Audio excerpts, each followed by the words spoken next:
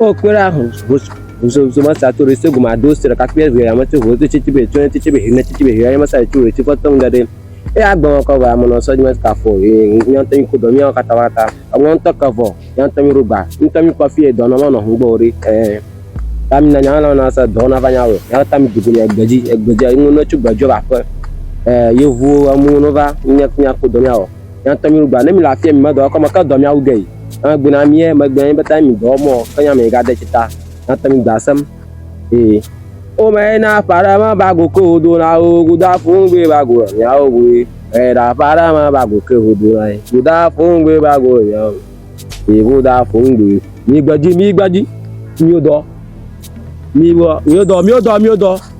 o do adore ba fa mi an fa on ye kavo ngoka be na para ma bago ko do na o guda fun gbe bago la mi a o nwe be na para ma bago ko do na guda fun gbe bago o guda fun gbe go la mi a o nwe guda fun gbe bago la mi a o nu bo be na para ma bago ko do na guda fun gbe bago la mi a o mi gbaji ma ba ji no mi gbaji yan o do fe kimo mi jo mi kata mi gbaji ike hun fun tele mi gbaji mi yan o do fe ago apota fo pa ma afio to e gba fo pa kaba yi fo pa va mi agbo fa wezo to gbe wezo domino e ma ko wezo no to gbe agbon oka on to ba kro we amadro va mi nya ka o ko be mi nya fo ka juro ko kun tan aro to na se gba lohun aboto ko won nya krashu to ju lo juji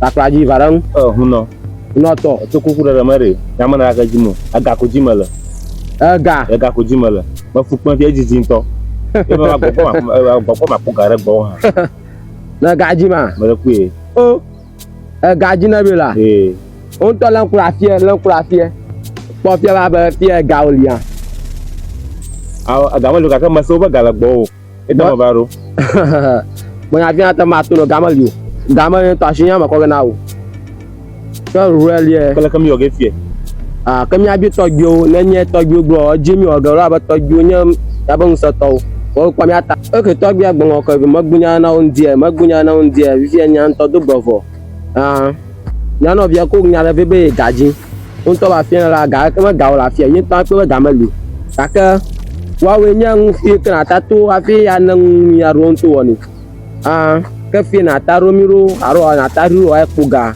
kunto na winu nyanya manya fi ke o ta ya kuga o yemanye o ka obu wa oni ngama ma goda shinu ka fi to ngora on na bi okay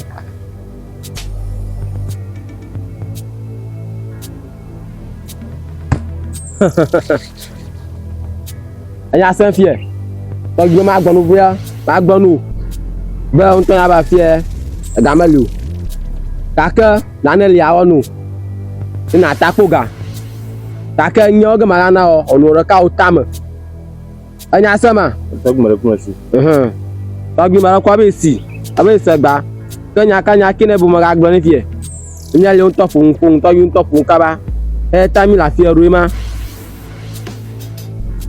to ma gbonu be itaku ko ganu na yi mo to ma ho enya gbon to sago mi o ma sa to igba na raji e ka pivi ko we bavi enya ma gbon se o ba na raji re ka pivi ko we bavi ve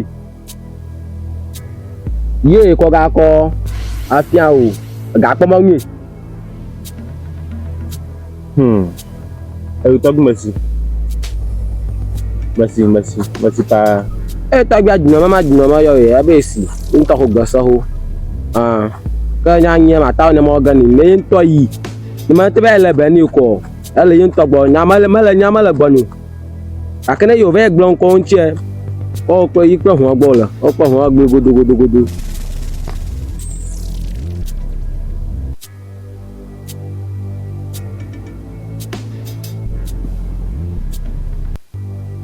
to bi ga kromaje obe nye isese on to nyai enye nto ma to gbegbo ta mi ga nyanu magbe ni nyanu ngoni nye jumo ta kan nko so no va ye ha akwa adali owe na mi ta mi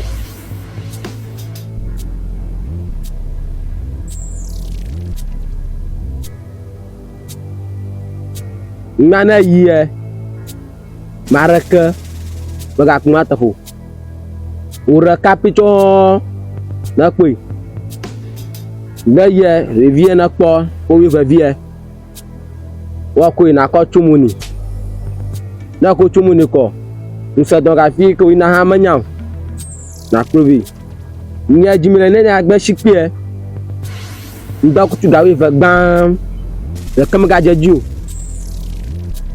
na na va na krovi no yo we ka wa na elie na va ya ga gbe vo maraka baga ko tefu ye maraka nasi magasi ayo tagmasi yo mai mava bagbe be si ke ya yava ta minungo pom gata ni akoko ye ayo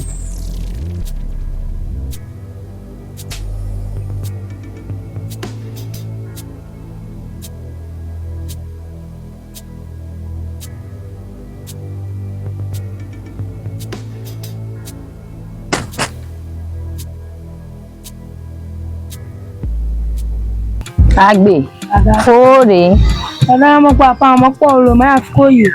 ene gbo afa mo po o arugbo gbo tu gbodo ma re kun Ah po lo gbodo mi po. onu gbodo ma nu ka won ba da sine fifi Mo gbo kan bia o. yo kami jo po wa va gbodo ma yen mo gbo mu bonu juju gbodo won no gbo ko Gbodo mo gbon.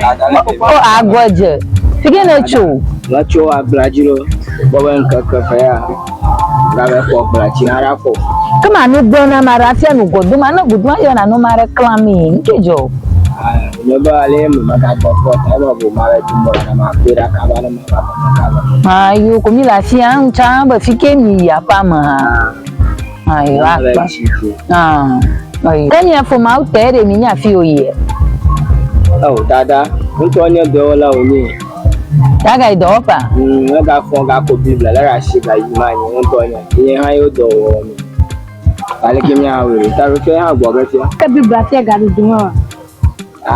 no bialu nya ole Yang Mai bia. ko mara ti ta ya bi bra nya ma.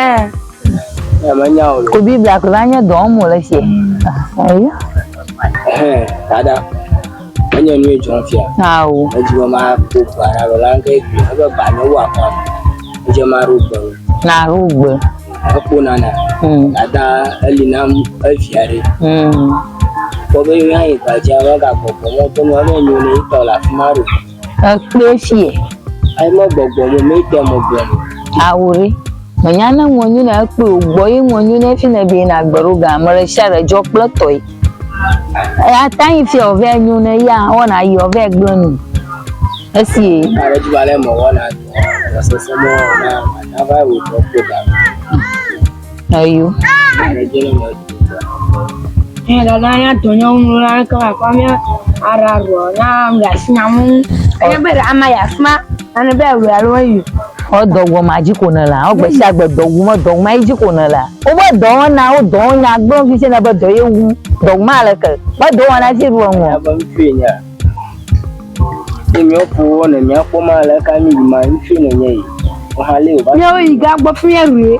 ko mo wodo se ne chiro se ji mo na no gba de mi ave jiko ja no gba ma ga mi ayo nya ba na bo do ewu ko nya ma chume ku jojo fi agbo Da won afika ba. du wa ko ti ka ba nya ke ga akọfa omi afọ agbọmọ fọdọ ẹ kò bí ìjìjì gẹpọ omi ga ń kọ sọmọdé.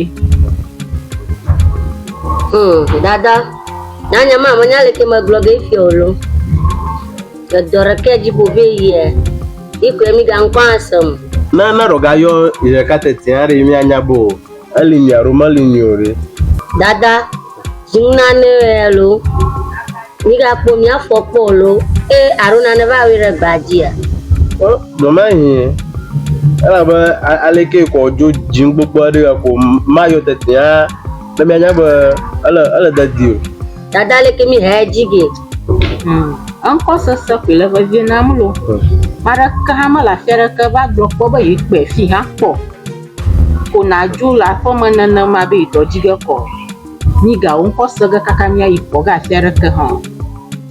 aruna nuru ba we kò hàn mẹ́ bọ́. dada ke mi le gbọ́ re mi ku Nka jimo la ni gbe ji kokoko be po. A mo do jimo la. Be ji do ya be wo ni apo ga po gbe ba pe. Alomio ami mi do mi aji do. O manana ma. Akemi to baraba mauna plek.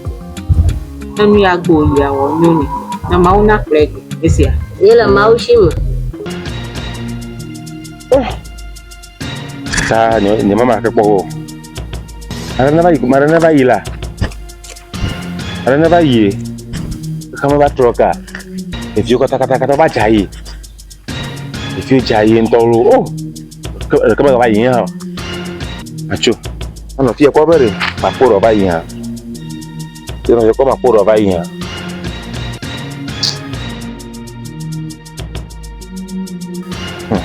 Alafu.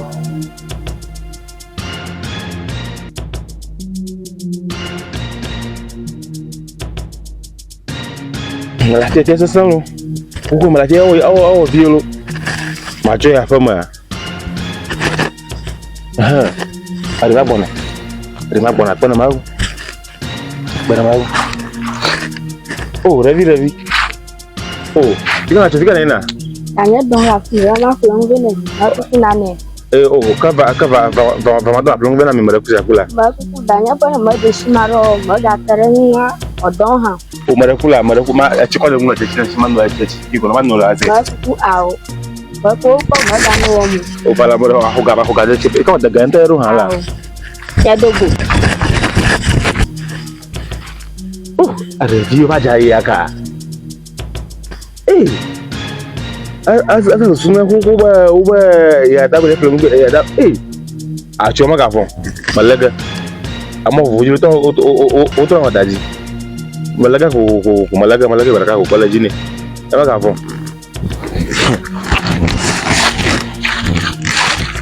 Yo fuma to eke no ake yo eke ta dere o Utonya bagba shigbe bibi anya fo ya shilo tanya mo de mo ko punchin to gwa ko okay afu baba ni choma no jara room na dada pura jiwa mai zo mo fiare mai re baji baba ko bo to ne apa mi li plaka anya ki na gro kuna mi wajibe azumo majama ko barai akoba anya ro mo no gro malaka temeleke amre shaba go masoselu babere yin wakata ko embere fishi afike na lepan o jiro mawu tafenele akupo tanu judamaru amara tanu judamo ona no kokko ma fie ya so mawu wo kokko moto yage tari menye chacha ro mocho ya fi ya meye na naga na ku onyu na mosia tafishi afike na lepan wo lo mawu mara sise ko na ro jiro mawu ko nya yirage asia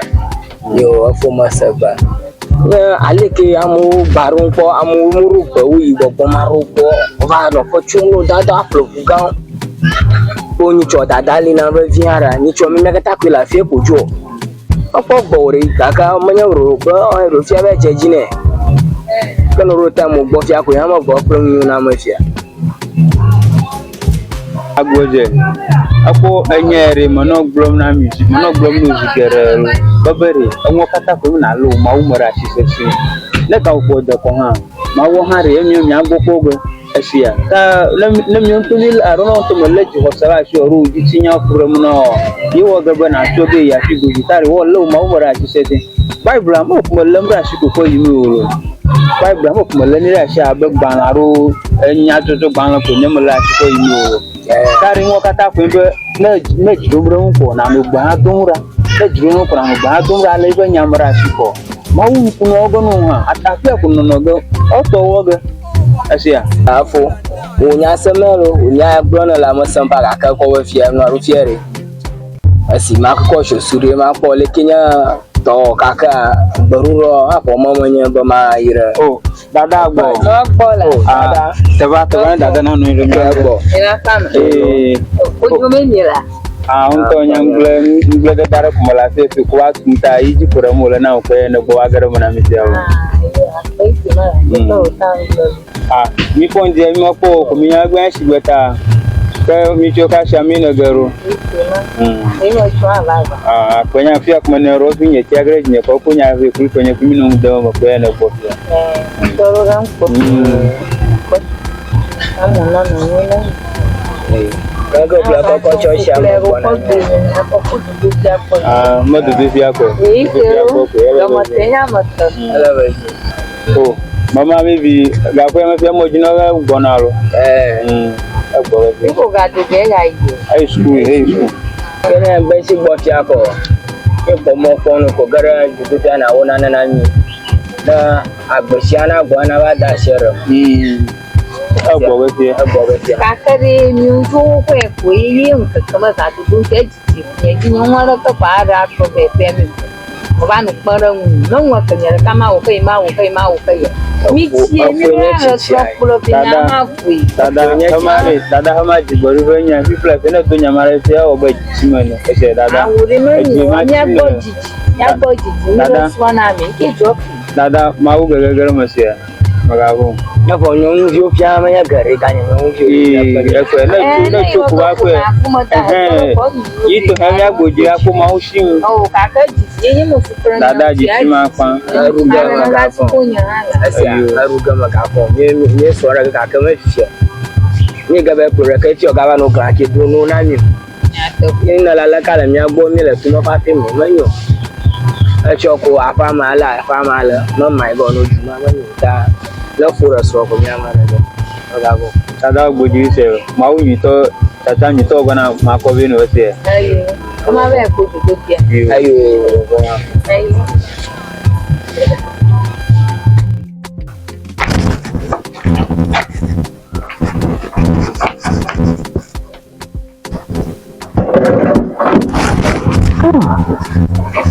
Agbára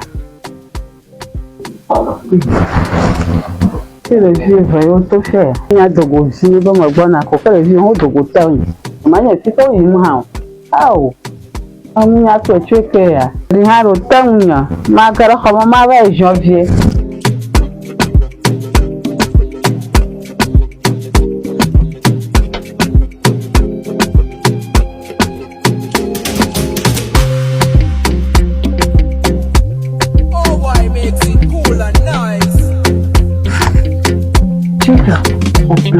Có bên ta mong phố của ta nhon chả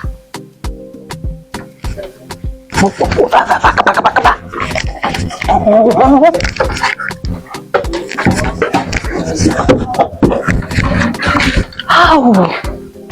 Pedro kaca posisi sudah bermanja.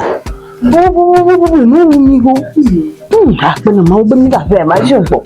Suku ye. Macam yang jom. Makpok.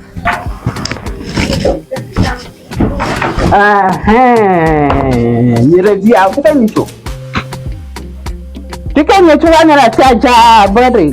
Macam ni. Oh, dia malah kamu. Ya, kamu ni. Jika ini nak bawa apa me? Tiga ni tu. Bagus tu kami lalu. Ni ajar kebang. Ni lah kota. Bagus tu beli aku ni lah apa? Ni review bayau. Kau magtamira como mai si ma fa ko. To premi ko nya ni ka to ko tanya. Dada mi dogo la. Bagus tu kami lah. Nya ko ya nya fa nya fa pa mi. Ka fike nya ma to ha FC ni la ko to no ko. Ma geta beli na to. Geta kami na to mi mi to. Mi nya broma. Oh, dah ka. Vamos boy. Ayo.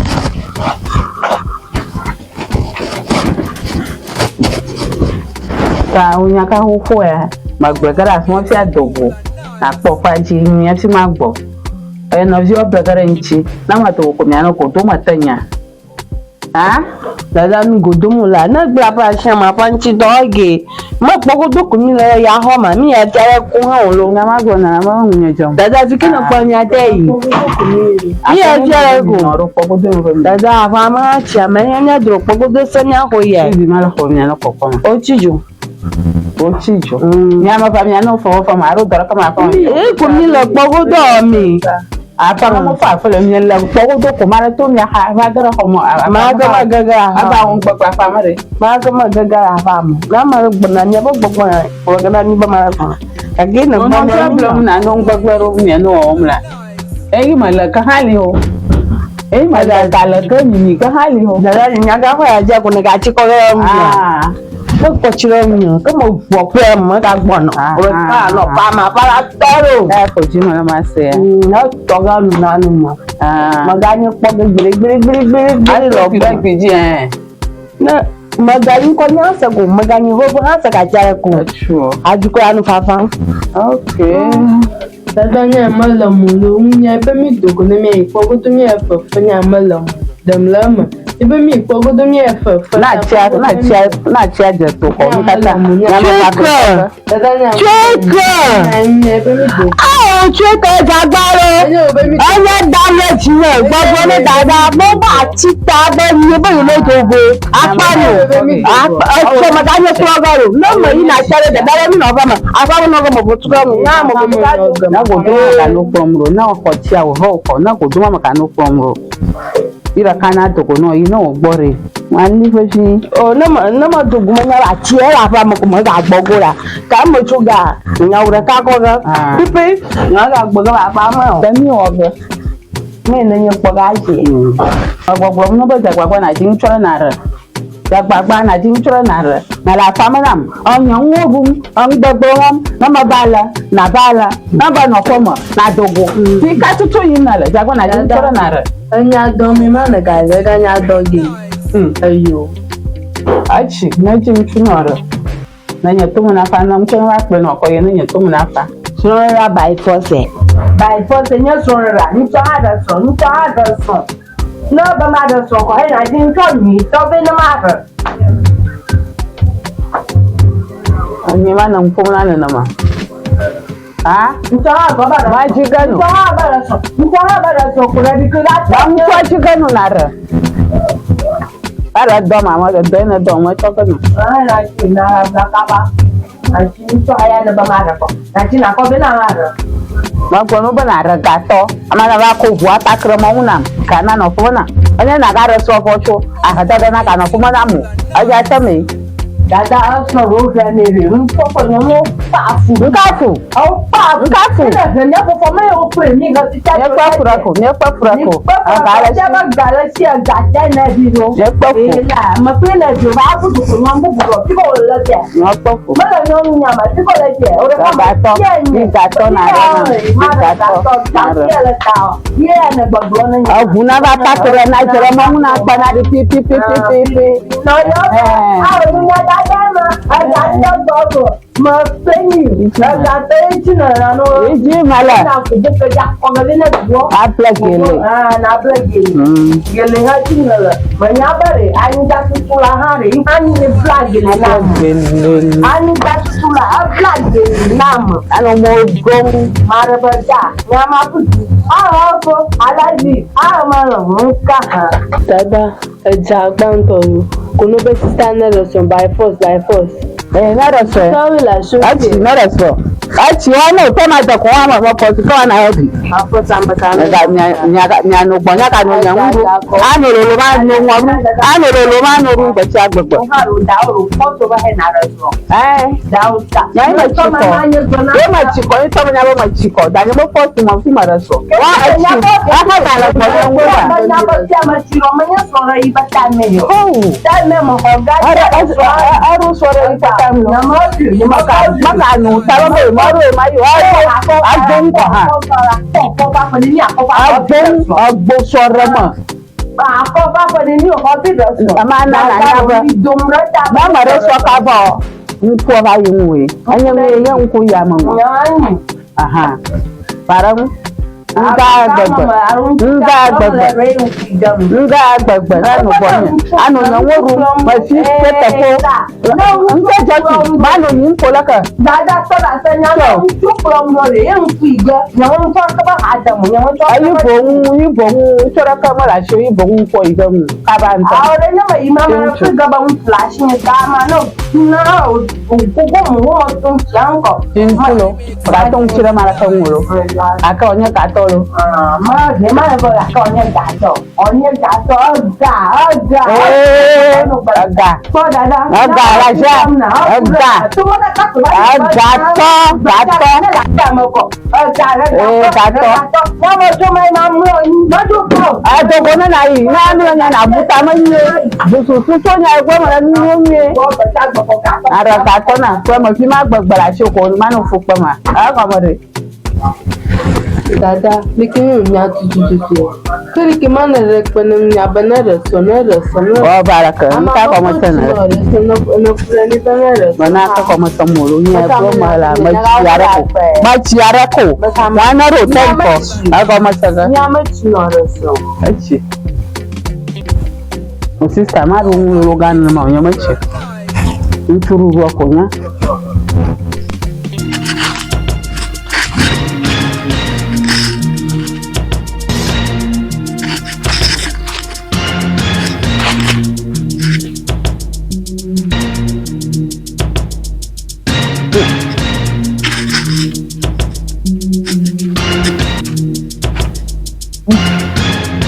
Ali.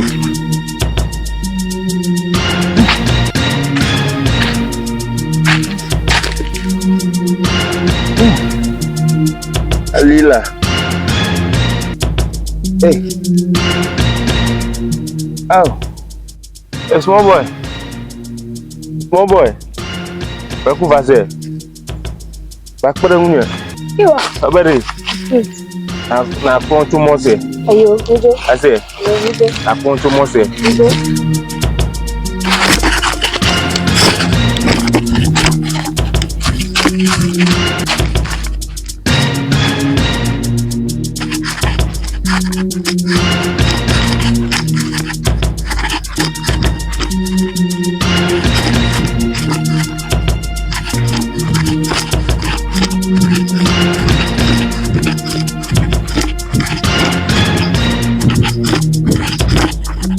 Imaina hundogi Imani voduto dodorama Imaina hundoga lazuyama Ama udujahu Inara hundogi Imani voduto udujai Imaina hundoga lazuyama Ama udujahu Inara hundogi Imani kwa kuhidujai Inara hundogi Voduga ngoka bo ngoka egbanya nka ka dabo kemi ana nyana ma dojo to ko vi unto nyesharo ko unta se gbe hu egban tarabo wati gba me dagara ji kudu ba ga dabo nka kan tada unta ko vi e hola moji nyato ya hola moji bana unta ko vi ko lawo ba shina e gbado ga shina ata bi kudu nya no nya ko ni na ngoy ka kana jamai to mi on to mi va Anwaka. Nothing for me outdoor. Me for me outdoor. Mi banyak kami gbaji. Vodu kona bujo gbalo. Miao nya sogbo, miao nya hefai. Ba jiga mi bai. Vodu kona bujo gbang. Vodu kona bujo gbang. Vodu kona bujo gbang. Miao nya sogbo, miao nya hefai. Boko ago. Tabito. Igaro. Namlani. Maru. Ago da kula kabe da gba fu katango takuma non kutono. Oriri na riri, ona mi da fo. Agang ma kwa amare ku ho kumari akukunu. Abinya do gba sori mari gba aka na yu ogbon okai. Ogben ton ro ogban ta da shiwo. Unto pebe. O pebe ka gbe la shu unto do gbara mi apo. Nenye nwo kwa tawe.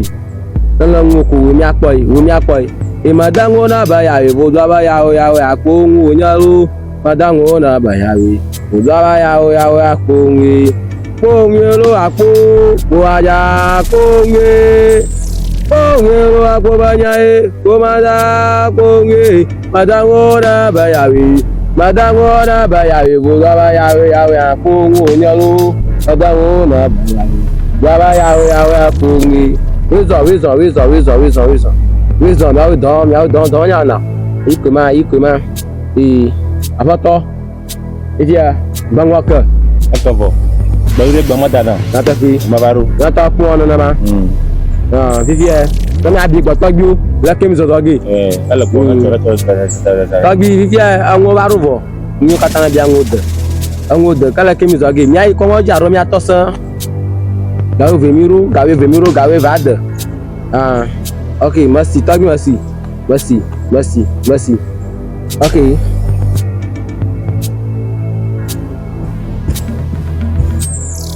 Ta, di ho ya ko ko. Yang to ka boy. Don da she don ko ba. Ro mi au do. Ta mi na ko ba jaga. Na to ya no manami. Na to mi anu no. Don to na ba na chofo. Ko komandra money. Ko to bi akoga.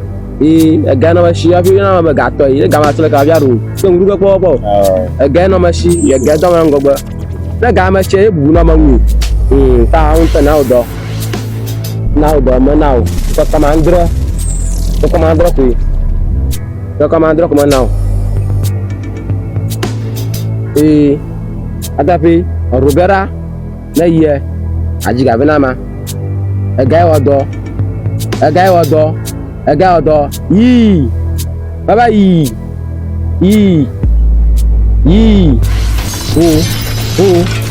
Watro. Abo. Ni abo. Mano burareje uda fungbe mano burareje ya mano burareje uda fungbe mano burareje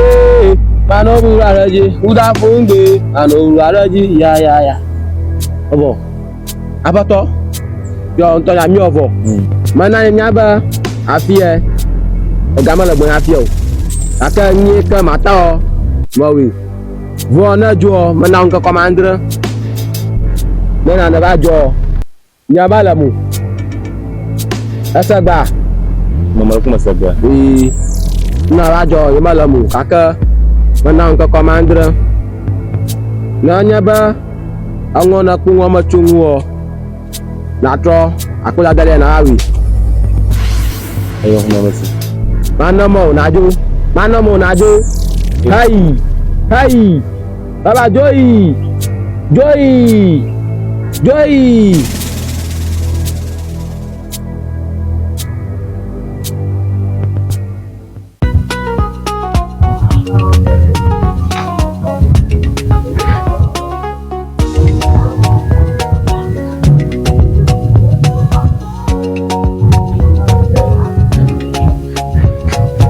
Tirula.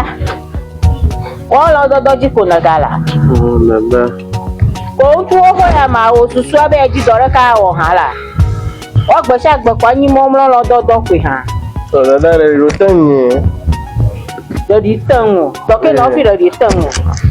Ko na nu aka ko mi chichi ko ku yo ko mi abunyan nu ba amro yin. Ni dore ka ji ga wo. O dada gbo sha gbo ko nya le wu. Na ka nya ma nyen no ko ma to ba be ji dore ka we hala. Besha gbegbe ko ni tu ho ko nyanga ho ko na ma jagba gba di du dari mi da du ma ko anu mo no mi apomo ya ha vi o so lo ko do mi ko do ko mi gba nya sha nya na nu ko mi amro yin na mo do go mo na amro yin ya dada to e mi do la ta la ka de mo mi agbo no gara A romanya viu mi ganya. vinyo mi nya ga ka la ba mi awodo aba mi awodo Tirula maga fo e pi pe dada o ko fa jujo gbe barabara e jina lolu na nu ko na nu ko do mi am ya ba nyo yin gbo na chuko no ka gbaragba o dada gbe sha gbegbe ko ne re panami ba restaurant jidona ba so ra aliko na yi moto na be ko ye do na aliko na to ko na ekwe o dada ye ji gbori homri na mi emi edodo nko ha o ha nyonu akpoga o ha ntu akpoga meta mi dodo iro baba mi ji do mi awon dada nya onya restaurant na o do nye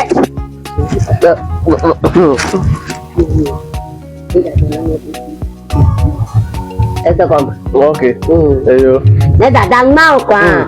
Ne ma ba mi shiga. Ya dada no ba mu. Ni shiga joga. Ya ko ko mo ha jo roba. Na jo nya ma ga ko na mi ha ya ga ni shiga. Ka te mi be yo ko ma. Ya bo ya su ko noi. Aji mi to wa su ko noi. Anya ko gbamala na nya. Emi susu ma ram to nche sha da ba ko dada na ba restaurant jivi. Ma gbe ni ti mi ara so e. Oh, dada. Aro ni ti mi ara ji dora ka o. Dada toro.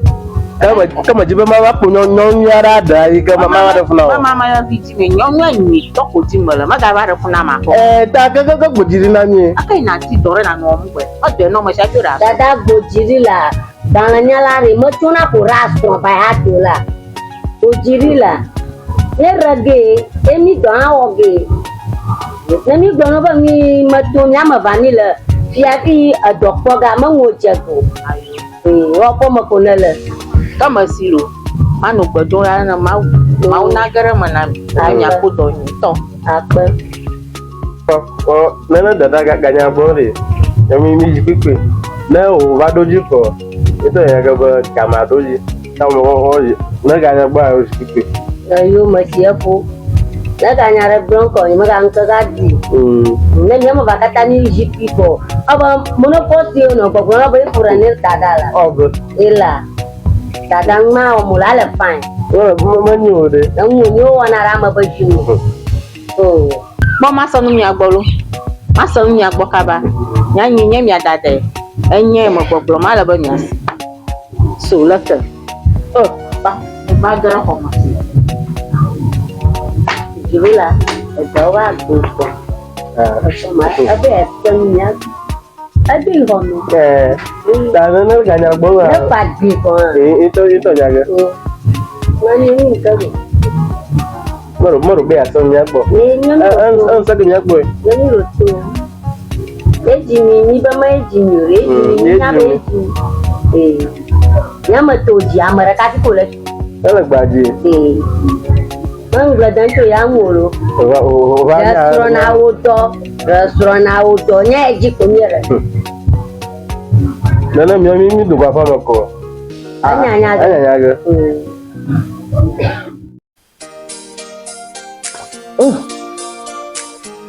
Voilà, c'est dans une époque d'un non complètement petit gilo. Agbame. Yo. Taranyo. Maji ngakare. Ai po rekora. Banyak la kola gana fiara. Allo. Obumo. Oh, but the for the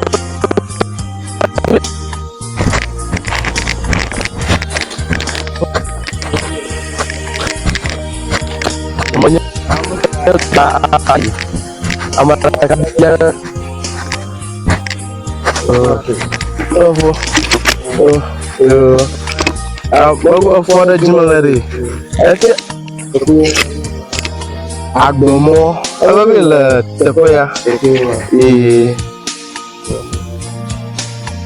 bana yuko emo yu afamba la tepoya fora woni na ko gonta ko jingo rukunga rukuya ai ba fa okay ayo oba polo abe mo bora via nyana tepatu ya mova ai ko ya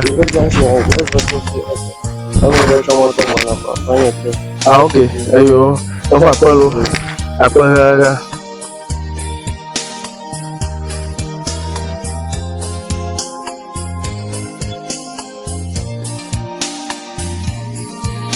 Aliyo fumaka ani avia fa family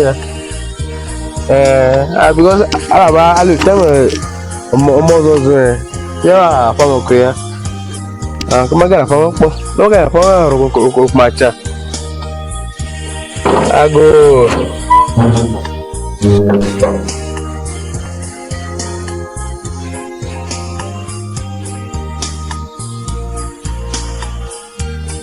Ago doma. Oh, apa bunyo agbomo fon ko mo so lo. Oh, jirula ta onye. Agbomo. Oh, jirula. Au. Ya lila.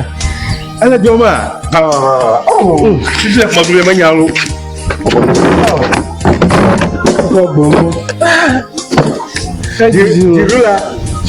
Agbomo mar bagai dari.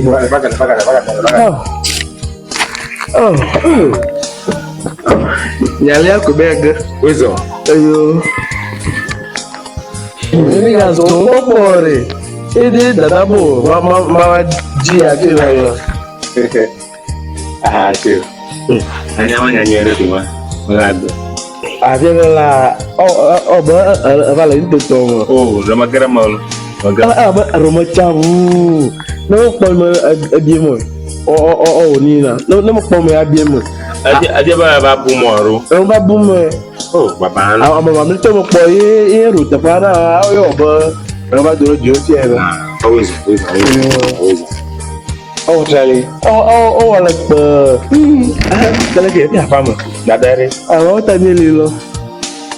Na joko. Ana mi la magba. Siapa balik?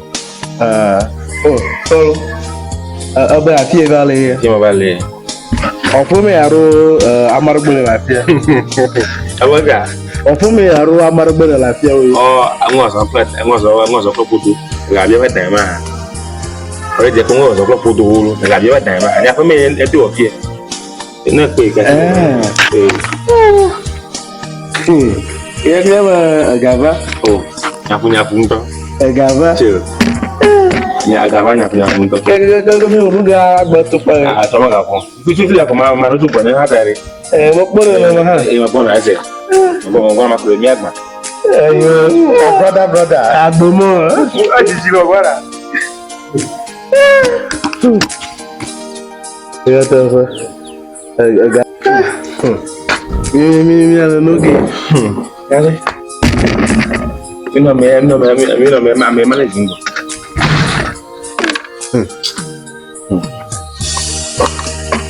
Ngora dia kilinya bila punya nyama nura ta kata azu amadunya ta anya wo afokon Untere. sakome afokon topi Halo, kamu mau kukulin apa?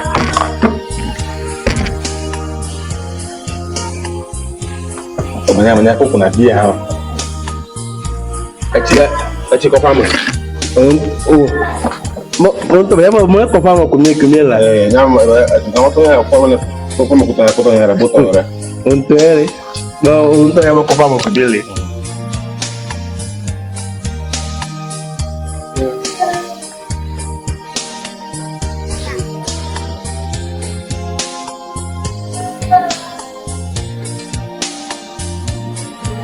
Kaya apa mah? Nah, kalau tanya dulu. Ke asing pula aku fakir dada aku tuh lisensi. Oh, lisensi. Jadi aku jiji itu. Oh, untuk apa via rumah ya aja ya orang gue. Asing mau bunga mau sama mama. Aku orang kalau ji. Dah. Ya cuma aku Ada mama asing mama pun aku belum mama pepo. ada gua apa? Lalu tu. Ayo lagi. Ayo lagi. Oh, mana apa via? Banyak dulu. No, ponyo ro kuraja ya o. Dia bawa apa cubeji. Banyak view. Bayi na juga ajiji view. Ajiji. Ama kira kaya na apa dia kaya na. Ajiji. Tan mana ponyo via ro kuraja ya. Naja ya untuk dawa alada. No, fa. Mapama ro kurama bla. Oh, ya tu fa. Apa nak baru aja apa mengitu kok. Wolo. No bola. Aja ba. Nyona no para no no blolo. Ama gapo. Ama belum. Ala mau jibon. Mama no ama. Ana. Mama hama pa. Yena baba ala mo jibon ko. Asa. Ayima.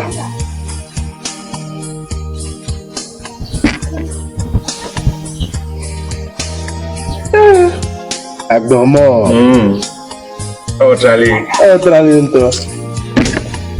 Kami balik zero. Agdomo sama zero. Apa yang kau ini? Auto, agwaje. Para jara kucang nyeri. Oh, dada. Kata kuinyo. Oh, Amate hidup tiga dong ya bulu. dada nyeri mejema gbenu hore manwo pon mi ata kuno fo pon ro gakere. Hewana no ridimremu, ekwe medi dimremu remi ata ako ekwe. Ejima gbenya no hu gakere ya fi ya ku kan wa ku deji sinyi medi dimremu remi ata kwa. Madi ga mari mako da nan. akere akanya na no ye bi bizan no ridimrem ya bela ko je na no yi ya zamanu ridimrem ya ta ko na pawaro ka kare mito mabare tatali na ovia kirugba agbolo agbomunye gaji kokokoko gbe enje ba chokwa agbomunye gaji kokoko gbe enje Agbolo ti àwọn ṣe. Fia ko jo fia bu ke fia gbo ple ga ple mu. Apona pe fiaro. Renan kagara talo. Ayo me ti lo ti yo. Ko ganya ganchi ko pe. Do ko be o fi fuga. Nyama marugba ni gbogbo ma. Evinya. No fia, mi no fia nyama gbo. Nyama gbo mo ba maru ga ti o na ige o. O da bo maru fuga tai. Fia kuna ganya la mauna o mi ato na mi yin e menye fiko pelo yaro ko ibuke ke gbo an ko nyi fiko pe chi o ta mi no fia be sana ko mi fiko ba fire mauna da si mana mi asi akamare ma kokore mana mulu ya makara do kenjo yana mayi ya roma ruba nya ma gbo pele ga na ma lo agboje tanya kata blomo le no ejiku na le nya kata blomo le no ko gberu nya ga le tamono ayo ya ro ga gbo pele ga ya gbo mete nya ma gbo tanya vinu moto ho nyama ma woko woga na miti mabami no ma wajiku ya ro jirem ga ko na le gberu ta le tamono ko wa no to nyama no to nyi dada plefo before lẹ́nu akẹ́kọ̀ọ́sẹ́ àgbẹ̀ yìí fẹ́ kojú bẹ́ẹ̀ ẹ̀rọ amọ́ba ẹ̀jọ̀jọ̀ bàbá mu tọ́bùn tí kákákáká kò kẹ́kẹ́ ní àmọ́ yìí àti òyìn lọ́ọ̀ ẹ̀ka àtsàmọ́ ẹ̀gá pọ́nmọ́ yẹn má bẹ́ẹ̀ wò ní pẹ́tẹ́. yàtọ̀ bí ọ̀sẹ̀ àgbẹ̀ kúlẹ̀ ní yẹn mọ̀ kó nù kó kàkà mẹ́rin kẹsìnà tọ̀sùgà ó zì gbẹ̀rúrọ̀ nyàmọ̀ gbẹ̀tọ̀ yẹn nù wọ́tọ̀. ẹ̀yọ́ Maravamuna mokokori, bagabina. Bumaushi. Kohani nuka mabale problem na bumaushi wasi. Ayo dada wasi. Ono glom ni sigere, ono glom. Obene mi na gbedura ga ho, va mijo, va nye premier ga kamia no gbedura. Aka me no nye kata glom no. Ko no somro togudo, yewe ba tuna fie, gberuru nye galetamono. Aka ne wo mre ka ne ka won premier gbedura, ma wo yon fie, ka be no smart go tamono. Kaka gbenya shanya ta sere fi fia gberuru nya galetamono. Egbe. Onwo ma ukwu woge, ma wo ikwu woge. Ayo, ala mo gina iwe nyawa mo gina demo. Dada. Chuma dere komo. Ya ki ya be pudu do fi agbo isi. Nyawa na bro nya nyare mana bro. Afu. Anya dada bro la mo.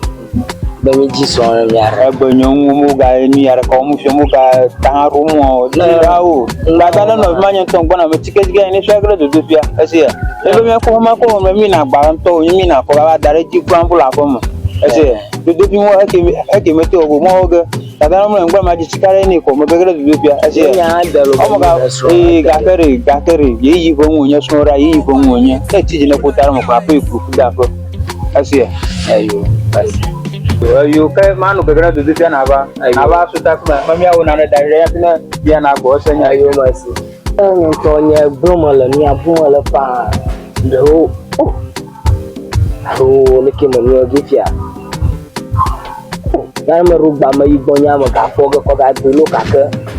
Ta nya gbo fu nya gbo. Mo plana sija. Ga nya fi ti mo ko na mo ga ju na ma ga no ni ja no ha ku ka lo. Anu ga don ko. Rojiko. Nyama ma be ko fu nyama o to na nya o ju do no nti do ko wale ki a fi mo jana gbo.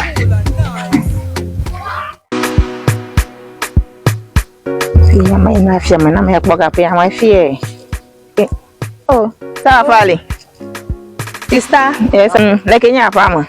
Oh, mi fon pa mo lo. Anya kuma ko ru nko mi adro mo ko wale ko wa no na mi ha. Aro kemikala afya mi agbe. Mi na be na afya ra, mi na afya mi agbe. Sawa fale. Anya ko ma ko so ko nya dada ble wore. Iku va gbonya. Anya biambe marori na ne na ye. Magbe akona ko nyama ko no ye sister bro ko sister bro gbe ga kokko na la menya le ko ge ma bi ebu keke na ma yi gbo bo cho na ma yi cho ba gba eji ko mo le If you sister bro wo na makpɔbe egagbɔ dzidzi. Marakui. Na anye nenema ɖe ke ma yi ɖe megaxoxo ɖe gbɔ kpɔ. Megaxoxo gbɔ me yɔ ge ro nye sista. Megaxoxo le dua me fui ate ŋu dzi ma ɖe abali ne gbina fia yina. Ate ŋu dzi ma ɖe ŋuti. Ne gble nea ne gbe afi na fɔ ne bia ɖa. Ate ŋu ri. Marakui ne gble kɔ. Ite mo ma se gba ka me dada ŋu. Ite mo va gbɔ ro. Ma gbɔ dzidzi. Gbɔ dzidzi. Ega to va gali me. Ni to to nye ho nye gbɔ fi o.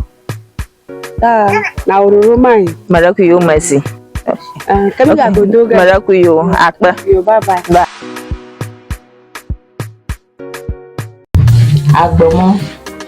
Doka tutu te ne ve wo le gbadze fi ko ga le ka. Onono ma ha ko tro. No bagata ko ala jefia. Dadanya anya ma tutu fi mo di ma bia ma lo. Mo pe pe bo ko bera. Dede mi obesia afi mo tie. Lo ko ba tu be na ta polo. Ya so la. Mama mongo. Yo kwa pe ba to dada. Da gbogbo mo kwa mo we be. Ayo.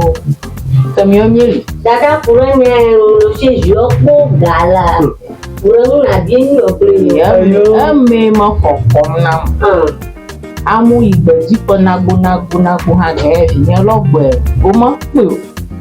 Yo ko to babo ba ma kwa mongo be ta o sa na na. Ga nchi na ko he vinya. Omo je ma ni. Ti ga manira ba ko ga nan ni. Orga ko ko miga. Au mi tu la ha. Ya do. Aku jadi nana dong. Begitu aba. Uno ko ni no ko. Ida oga dia. Ni na ko. Aka da do kana ya ba ga le sita. Ba mi vivi. Ngo ko ma. Ngo ba yi. Ko ni ga da dia ko ni la. Dada. Nana mama kokon na mo. Dada na ko na ble na ya na le ni otodogo na popo nya we. Baba mi je gba mi afọ ni ba ga nchi nko ha. Na mo yo ne mi to fufu anya ma. Dada. Out of now. Ado magbadon ra ba na ipejo odo. Kaka lo gbo plaga. Ama chichi manya mang blara dam. Ama makom now. Ya mama kom. Dada punya mantu maju gugu. Dada mertu agak kare roli uko na anti no kona. So gali anti no kona. Gali no kona. No ama bunga kono ka. Ta nyara mo bunga bo ko da o be. Ko popo. Oba ko da o be ko no yo ve. Ya ma igo. Ya ta mo gbogbo ba ama mo kokon na. Ya no ko ye mo yo ko. Nya o bro yo buti. Oya bobo ye. O bro yo buta ta pori toto. Oya bobo ye ta sana o. Ayo. Mirasi nyam. Yo ba mau pa mo nwe be ko le mirasi nyam. Dada ko wa sana o. Dada ba ni jama mago me gaji. Ima i baji akarana.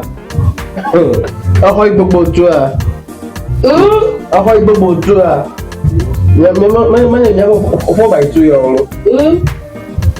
Ya ta gua. Ta iya na anyara lu gbogbo ga me gbe ali. Le ko nya gbo mi la. Anya ko gbo ma la. Ya gbo mi ho nyi ba. Ma ba nyo ma nyi mlo ma za lo do mo ma ta mo bu cho ga ma gbegbe fi nya ko to ba ji gbe nji. Ya gbo mi. Tẹ́lẹ̀ bẹ nya gbo fi Afi na nyo. Nya so so la de mo nya me. Ayo. Ala ba po 4 by 2 mo mi la. Oh, e va to gbe. Mo yo 4 by 2 na wo. Even a fi anya ko ba pe me fa mo ro kwa ngo a. Na ji oyin o no oyin de kwa so. Ibi me ya ro ba to pa. Anu ko me ya view. Maunya nyanyapa most ni o. Yo broso. Lekologinya. Babe do boro nunu. Nyanyapa most ni ba most. Memang banyak motor le. Biar potong. Ia lah pun. Ini memang dia bawa. Dia pembelian aku baca. Belum rapi nama ba. Novinha só Daniel. Olha, um pouco cacá, já um pouco. Banfia malah, apa yang permainan itu mana? Tinggi yang berapa mana kita punya mana? Dia yang ada kok mau fikun ya. Jika kami dong, dong video kok, nama mau ya jenuh kok, ada apa kan? Ada yang dia mau kok, akan ciko. Tu aja pasal ada tu kok akan ciko. Ada dia asap mau ada mikirnya nyari. Aku dia ada baru. Untuk nyawanya fokus dadar kaki kotoran yang ulu. Yo, yes. Eu bagante coco. Mira gente na nama kaka na wadi he. Ni amalo ta mira gente na ma bagante coco. Udah mana bari he ma. Nyamala mui. Nyamala mui. Ama shiga pama duburi. Cheka. Cheke munyato. Jevena. Jevena, minyaka. Nane. Fikoyi, awola, majin fifilai. Ito mana ga chiji. Majin. Nko ga. Jevena, mauna nako, Jevena. Ka, majin fifilai. Majin nyanyi araba na ka zo ba ci. Asiya. Majin Ni ma gwana nya majin. Mun ga ci.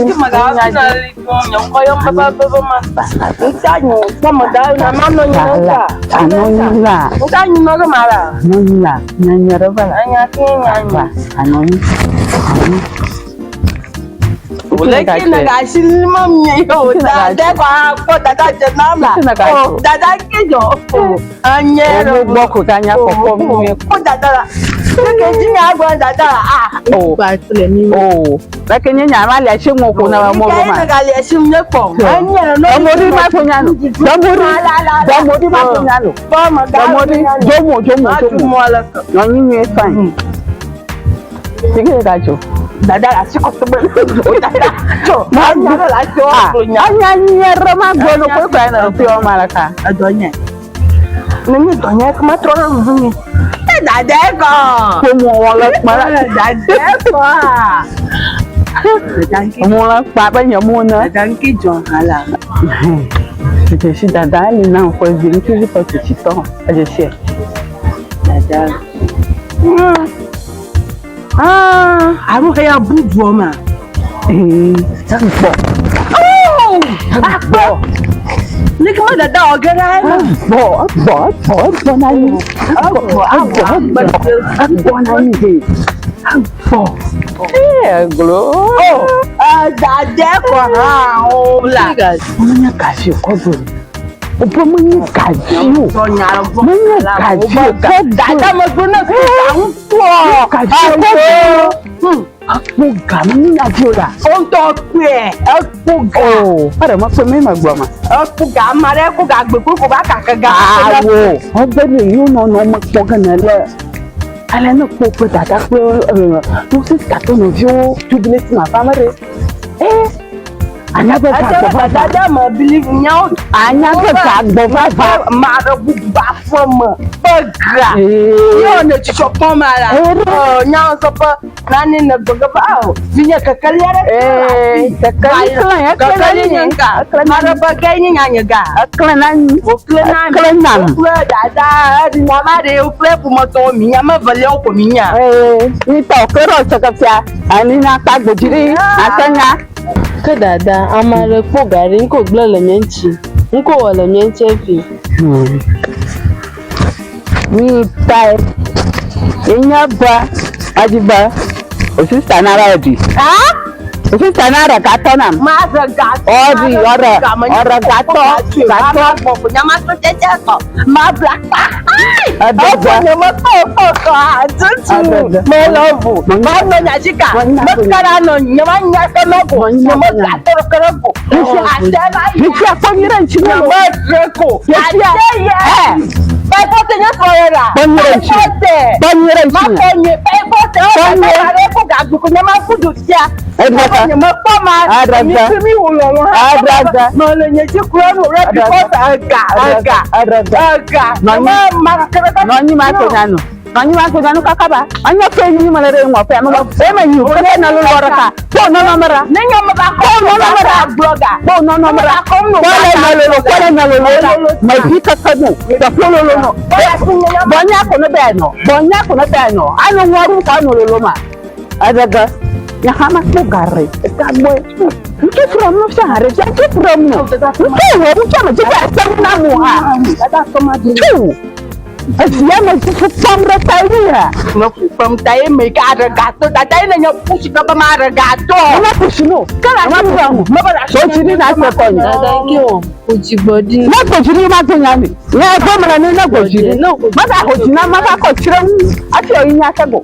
Na ko chiri o senya. Na ka ho ko. Na ga la chiri wa. Ko ye gbebere.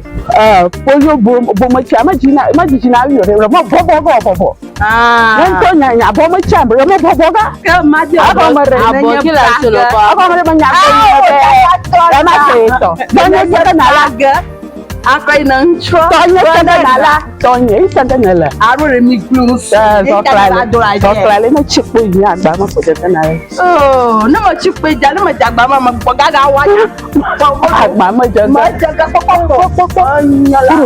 Galo nya ma ju ma ko ma nya ko ga chu. Galo. Ma ko nya ko ga ko Ni chu. ko re bi ora.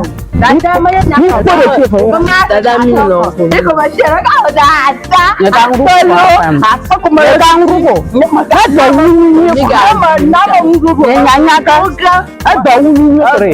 Nya ka ba na ma chila ko nya ma. Ba go nya ni o ko no mo fi ko do mo ni. Dada o to nya to ma jare. Na to ko ma ba do chu ko ba ha ma ga me. E mo chu ha da mo he. Ai ga to ko. Mai ga to ko because do nya ẹ mọ ìgbà ṣọkan. Ìgbà tọ́gbọ́n náà fẹ́ dógbẹ̀ ní. Máa dógbẹ̀ ní. Ẹ̀rẹ́ fún ìsàn. Báwo? Báwo ṣe ń gbọ́ ẹ̀gbọ́n ìkànnì ló gbọ́? Bòtó yá má gbé yan lọ. Màgàní náà lè ti lò lọ.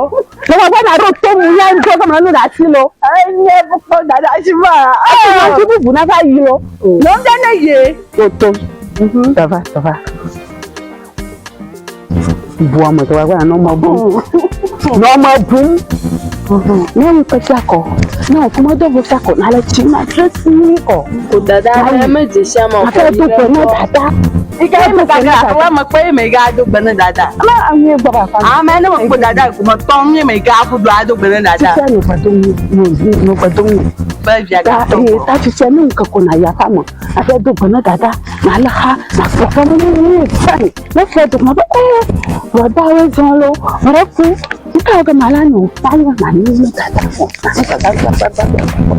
dada ko ko ko ti ni e ti adini Mana mla, dada, regata, mana mla, draga, madramu la, nanya drame mai, madramu, ha? Madramu je, madramu. Dada magada gloro to chinara rori olo. Madramu la, makasa no dia ka joya mana kanyamo. No dia mana kanyamo. Dada kuchibodi, nene mura sema. Ah dada na mo lo sema na mo lo sema ao enye jo yo nyama bana yo jim fave na ntare yo ko kama yo pleve na ba madre daga no ba ma finte ponyo ayo ni baba oh that mama ngba ga no tiare ana be pe nyanya pa je la anya nyanya da ma ja mo he tukaya famu nyentero kinye drama la na me yala ki ma le ma dada yen page ba be na fe pe na to pe na dada da fu dada o mo nya odogu ko nikin nanya kata ko na chikuno ka pata wa gbojire kan nyanya ma igu gbojire fofo ma ji olenu fofo ma na sa me na nya pa ka me na nya fofo ma ji olenu a so na rata ina nya fuga do mi ba tinamra da ye ba mai ma gato da nya ba mai ma gato an nya mele Mama ra katona mi ga gba mala ran ci wede wala na fain ra ka koli akwa ebe ya aro koli na be ya ra Kwa dada no ngene nye e na ran cho nya ma trom ya ma raga pa nya ma araga ko mi agbagbala magbanura po bana na ka ko yi araga ko maraga ni wọ́n náà ní ọmọ yẹn agbọ́nù sí sàkóná ká má bàtà máa lè fún kọ́bẹ́ ṣe mo fún kọ́bẹ́ ṣe. Na fún balẹ̀ kan mẹ́ni akẹgbọ́n mẹ́ni àbọ̀ akẹgbọ́n. tó wọ́n rẹ̀ fún sí ọmọ yẹn agbọ́nù náà sí sàkó lọ́bẹ̀ mọ́kàdé ká máa ń wú jìmà máa ń wú jìmà máa kọ́ mẹ́ni àfikò fún má dọ̀ ọ́ kò jọ dɔwɔƒo tso mɔ bia ba fi o. kanu hamu ŋa me de mo ko te dzi ne ne wo fɛ ɖe ŋutsɔ la. dada me le. ne dzi ne wo fɛ ɖe ŋutsɔ kanu hamu. me le. kusi sa kpa ŋu ka ka tia ŋu kpɔnkpɔnkpɔ ne te dzi ne ma bɔ bɔ ne wa yi la. esia. me le ko me ga. te dzi ne ma kanu hamu ne ma ka gbe. ne kpe nye kpa tsa ko ne nye kpa ha ɖe ge.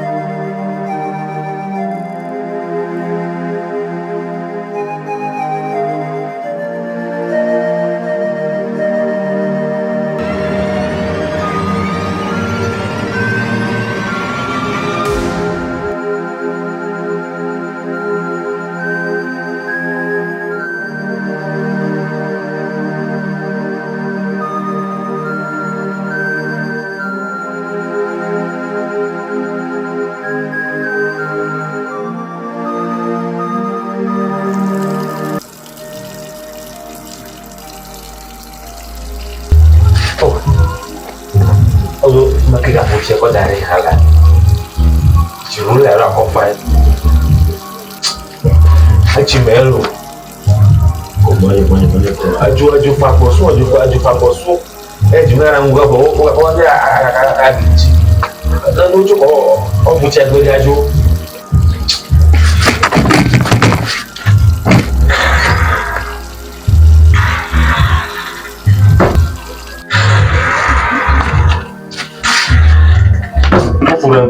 Furang nggak sama kau tidak maju kok atau kau maju aku faham mah melatih apa melatih jujur apa dan juga nggak kau melatih apa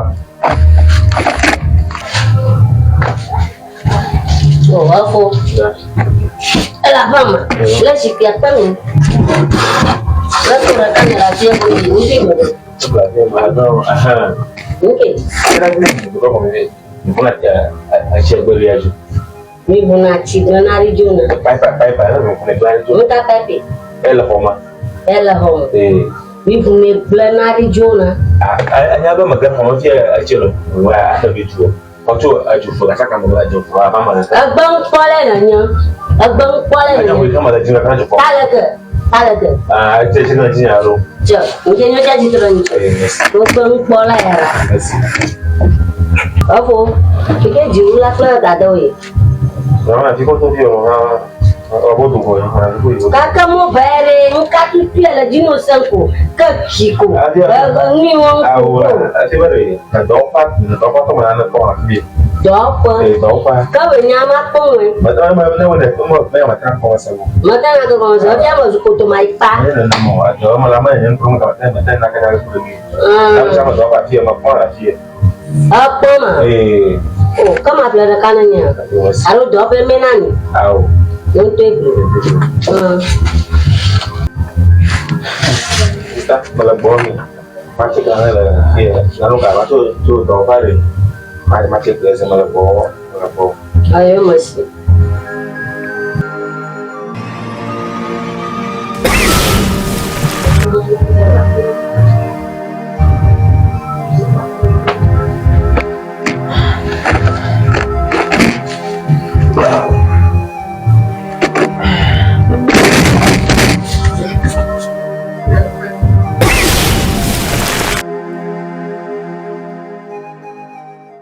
Ada ifiare warun mafia kulipa afia magbaruga majama ire gbaji ma bobale kinya gba Ngato.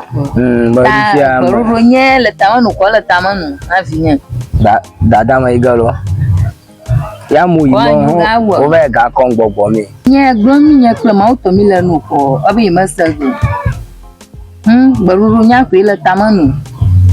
Ha? dada nya blom pa fo nya mi leri ye kayi manu la la fu ka fo ntomi nya ba ga ma la namu ma ire gbaji ma be ko ga me ma ko ga no la me o do ko ga ikeme ga la fu ka fi ga ma na ba yi afi ma ba mo do ji ma ru me na do ko ara fu ma ibo me na gbaruga ama igalo Agwoje ko jigbori la anya gbona na ma vivi na ya fo leke hello ejeli Kunye gbona ko mo mi fulomu ko gbon ko na la nya gbona la ma vivi enya ki gara se nya dada ano je ba baruru bo susu pe le tamana e dada bo fi enya re mo ba se fi ya bo juju na nko anyi menye ya da nya ka bo nya ma anya nu wa jo fi ya mi anu sese ma nya mo ho se bo ni aba nya jo dada mi ya ri mi fi ya ri enya ma nya se kwa enya re ri mi ene jojo fi ame ya ko ne yivu ke gbo ple sika ple ga ple nwoli ri meta dada mi la fi ma nya gbo no fi ya je ma to tutu kula gan la po do mi ayu fi Luka so gbe yaro gba me ya ma ba wo bi dada mo la po do mi a o tutu la gan to gba be fa ya fa ma yi mo to wa sanya wa gbogbo no mo fa bi gbogbo na gbogbo na ina gbara nu jo fun o to pe gbogbo na ina dada o mo la foji jajo ko to yere wa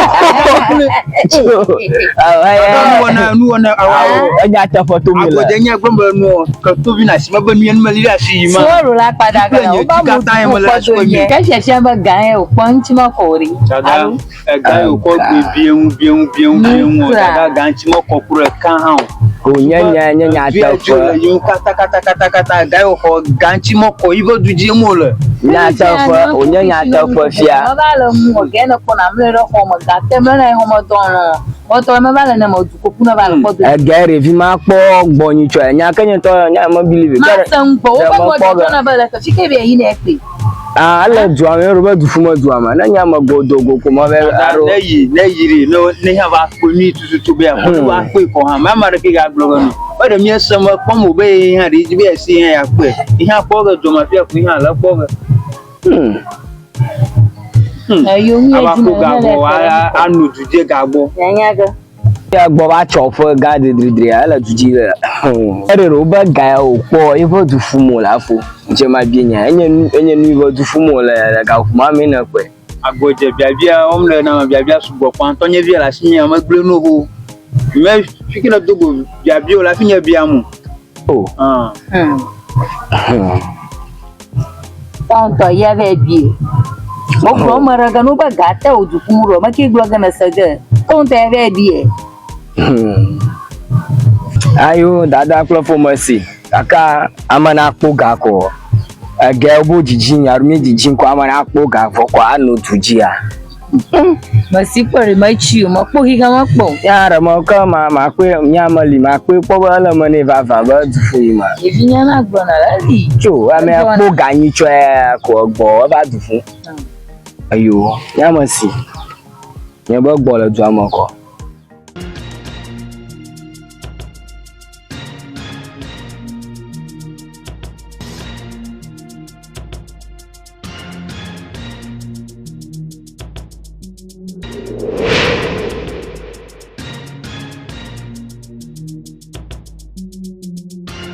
Vale, nyega dogo aka. Ema nchoba ganya wa gbo na wa.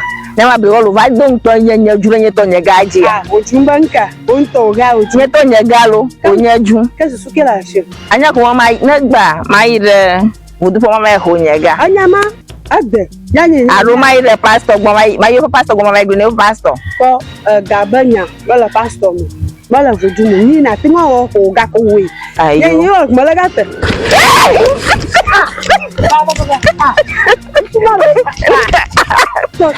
Tiaye. Allah roku ma nyama. Oh, ba wa si mare banana la. Awa mare ba ga va si o yura dun. Ọ̀fọ̀ tọ́. Oh, ike dùn ike kò dùn gbogbo ko yin. Onela. Oh, le ke jo. Ike jojo ma dùn la. Oh. Ike kò dùn ti. Oh, ati ba dùn la. Ko ba di la ble na me ka o di jinele. Ama ko yo. Meke yo ran mo. Onela. Meke yo ma. Meke ha. Oh, meke ha. Oh. Meke ha. Oh. Oh, kenye. Meko ha ko dia si le du ji sha va ga. Oh. Nyaka onye ha amale du amale ko le du ji egbe ma dro ta ko. Oh, le ko do vie. Oh. Anya do nya le de vie aja ronke. Oh, ni eje ma na 20. Ah. Ado gbara ma to sinwo ko fa ko ga fa ko memo ko ga ko be ga fa ko pra aga ju ma. Oh.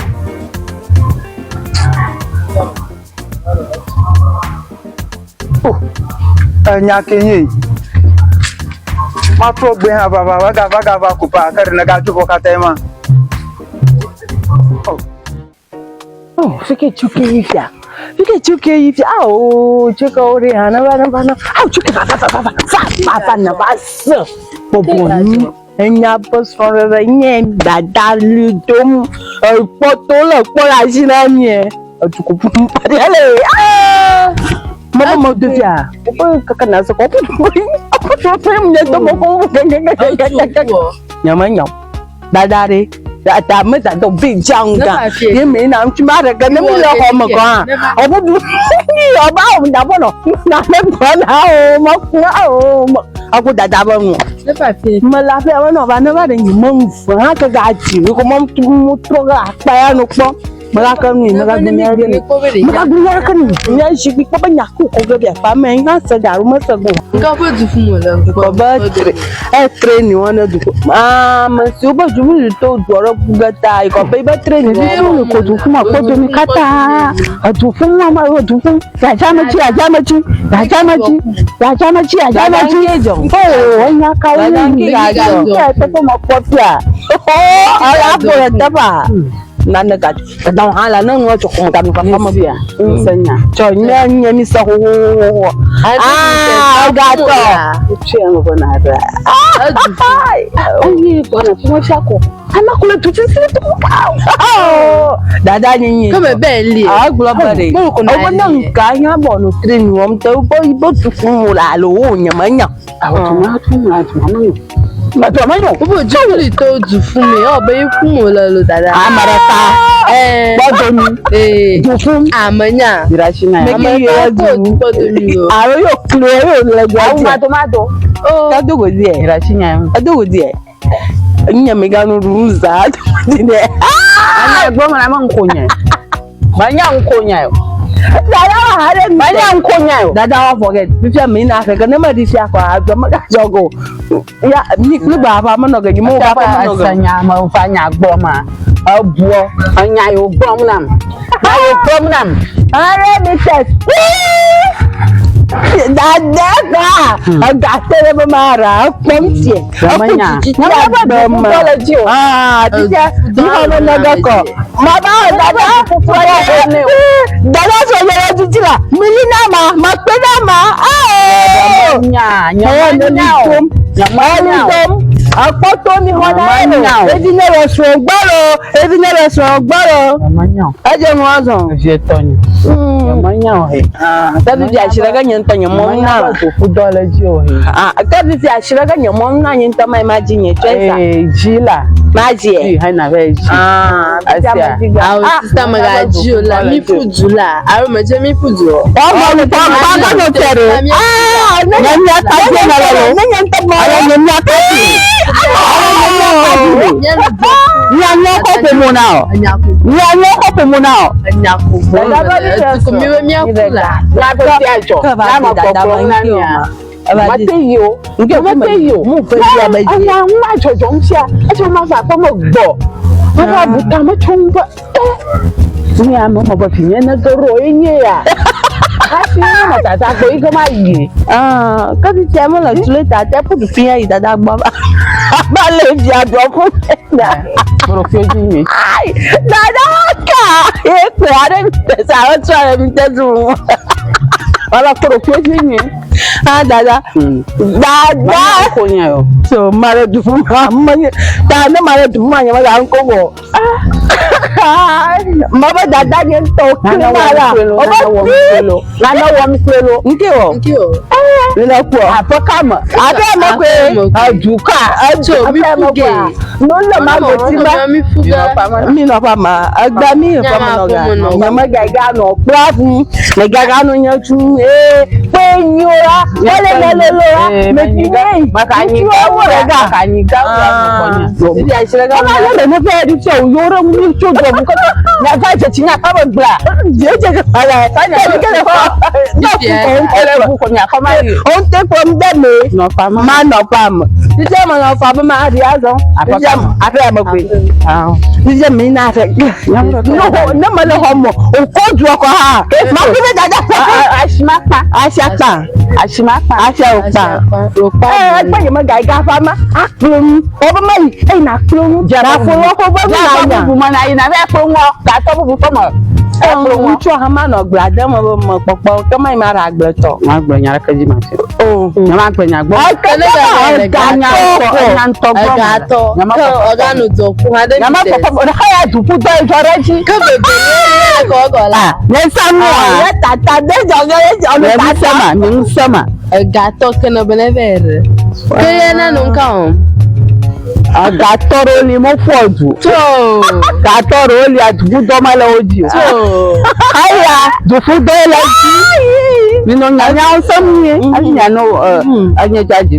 Ama ji gbagban. Daje prosla gato gale tamano danye ya. Ere ka agbe mi na ka agbe mi na rege na agbe mo nkuvi bi. O da mala china donwo nyang ya inti ko tra. Gapo folie. Tucho. Gapo folie. No, o complico to kure kabino tie. Daniel, agbe la ho. Agbe me da. Ma complico to kure ka. Ala honya. Fatre ma pa na bari na ko ya shina. Vi wore ritam ala homa. Ama yenta mo hole tie. Na dada ba ku ba Daniel ba ro. Ko mi ka fa na mra. Ka sha na du do da mala ntu je ji ha. Nya ne ga no popo na me ya. Na gbe toro ga me na lu. Mo pa gbe to dari bangma. Ma do go fe ma. Agble mo ko ma no na no jerum kaka go. Mo no ko be fa ba nya che mo no po la die. Mo no ko be fa ma no dada do be nya che mo po la agble te kom na mo ko la ma fa mi. Agbe to nkore. Da. No mo ko ha ba lo dada. Nya to fo. Mo gbe to mo ko. Me ga tu na me yi ko ha. Ma la yi ma po. Aga ya gbra ma. Na ma do wal na nya chi me ye de na nya kwagara ya gbara na gba na gbara ma kpo ma shige kpo cheka sister na ma jo me na ga to gbo mai ma kplo fun ni fo na tu jo tadagbo ke me gbo na ta mi jo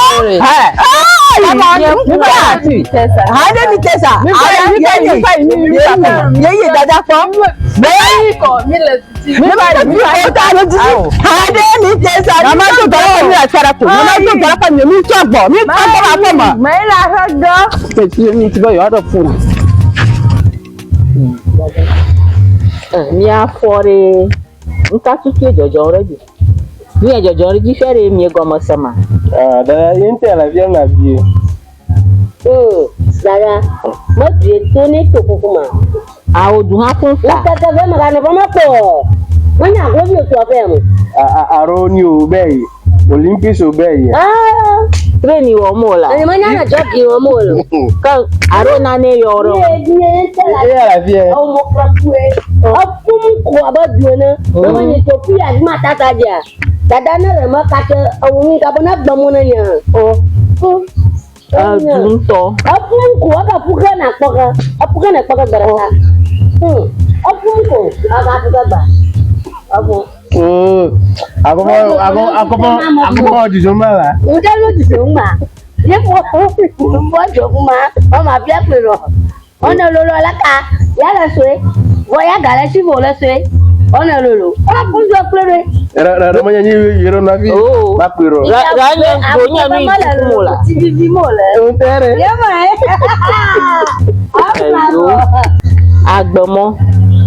Agbomo mayo. Dada mang tagola. Anye. Luka Mama ka ka na agbomo. Mala mi apo sorry. Osusu mala nyagbo. Aro adiana funicho. Ina ba osusu gaga. Agbomo. Po dada nyane te ko mene te mu ka ko ti ye do su ko di olo. Ma tere go. Nta. Aro na no dada. Ala ka ga nglama yi ma ala ka ipo no do kun tan. Pogbamo. Dada nya dia mola. Ubang ka buku de onu. Dada nya dia no. Aro ba dada bolo. Agbomo. Ako yo ma. Dada abang ka. Osusu mala mi apo. Osusu mala bia. Luka sutu jojo mreji. Agofa. Oh, via. Ma dia ko nya kada mi no ni ro. Aba po chove abo ma ga ve tui. Va dada bolo. Dada bolo. Ovole magahulo. Ovole magahulo dada ho. Anyo ba manana manara.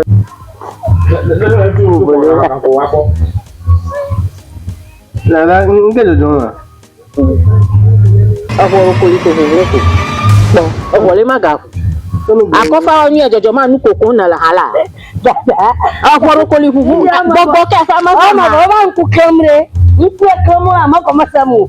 Ade manu nkome. Ya mara gbo ma nyenya nyo vi de kena o. Nye joro ma ba je no yo we. Au. Afo. Nke ona inglama. Onta kuri. Nyo ngaso. Afo, ni ajo joma. Yang gomo so ngulu. Aku jere ma da ko. Ema tu ame ngulu su kwa na ko. Kana tu ko ga bure. Anya kenya nya pema. Nyawa ga juta popogo. Waro kata pa de aboji kaka bo bubu nko. Nyawa juta popogo. Dada nya ka onya nya ya o. Nyawa juta popogo. Dada no gbe ko achi koru tumba. Atora dom. La kana bo mago. Awe di mi e. Ayo gbo plo ga mo gbo ma ma fufu ye be yo mia. Kiri sha ro dona e. Ayo gbo plo ga ma ba ma ta mo buncho ga ma ga nti mo ko. Dada mi to ku ko ma ni. Mo be mo bu ko. Mo na. Sike mo ri la. Manya kule di agara kama.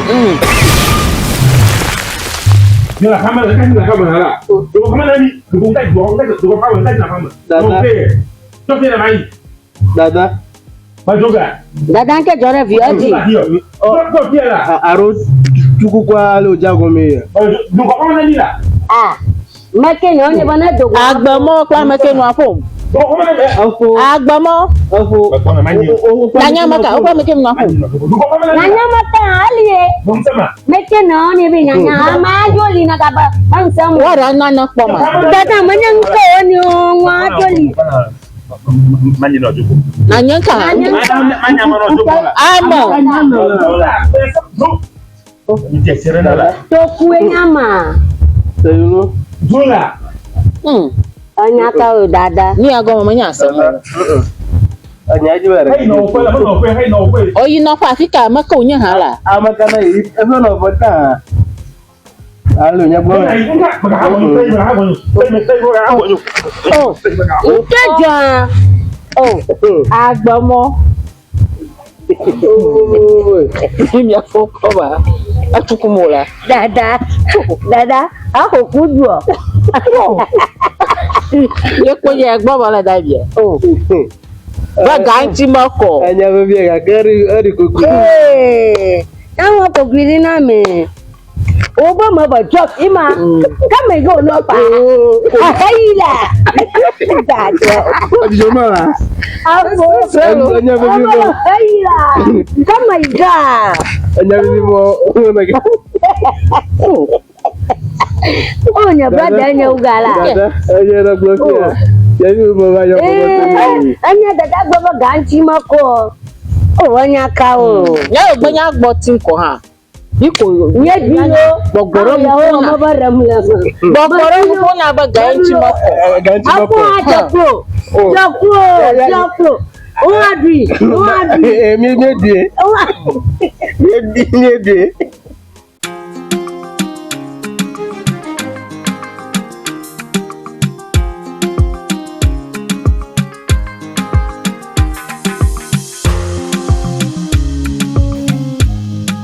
Apo. Alafama. Oh, malafama lo. Aduika. Hello leke. Pa klo bala mi phone akura o. Bala ne mo ku ra phone ele gbogbo. Oh, amba graje. Nene mo. Ma sire nyama gara gbo ma ti ai. O gloro ko mi o tori amaga glomula. Tori aka. Afo ya ke agbor ni a nu be bi ajo yi re gbaji ko. Haya glomila haya mo ko ma glomba le na mala ba. Afo ya to mo pe. Unto ba pe. Fifi la ya ko ma ba.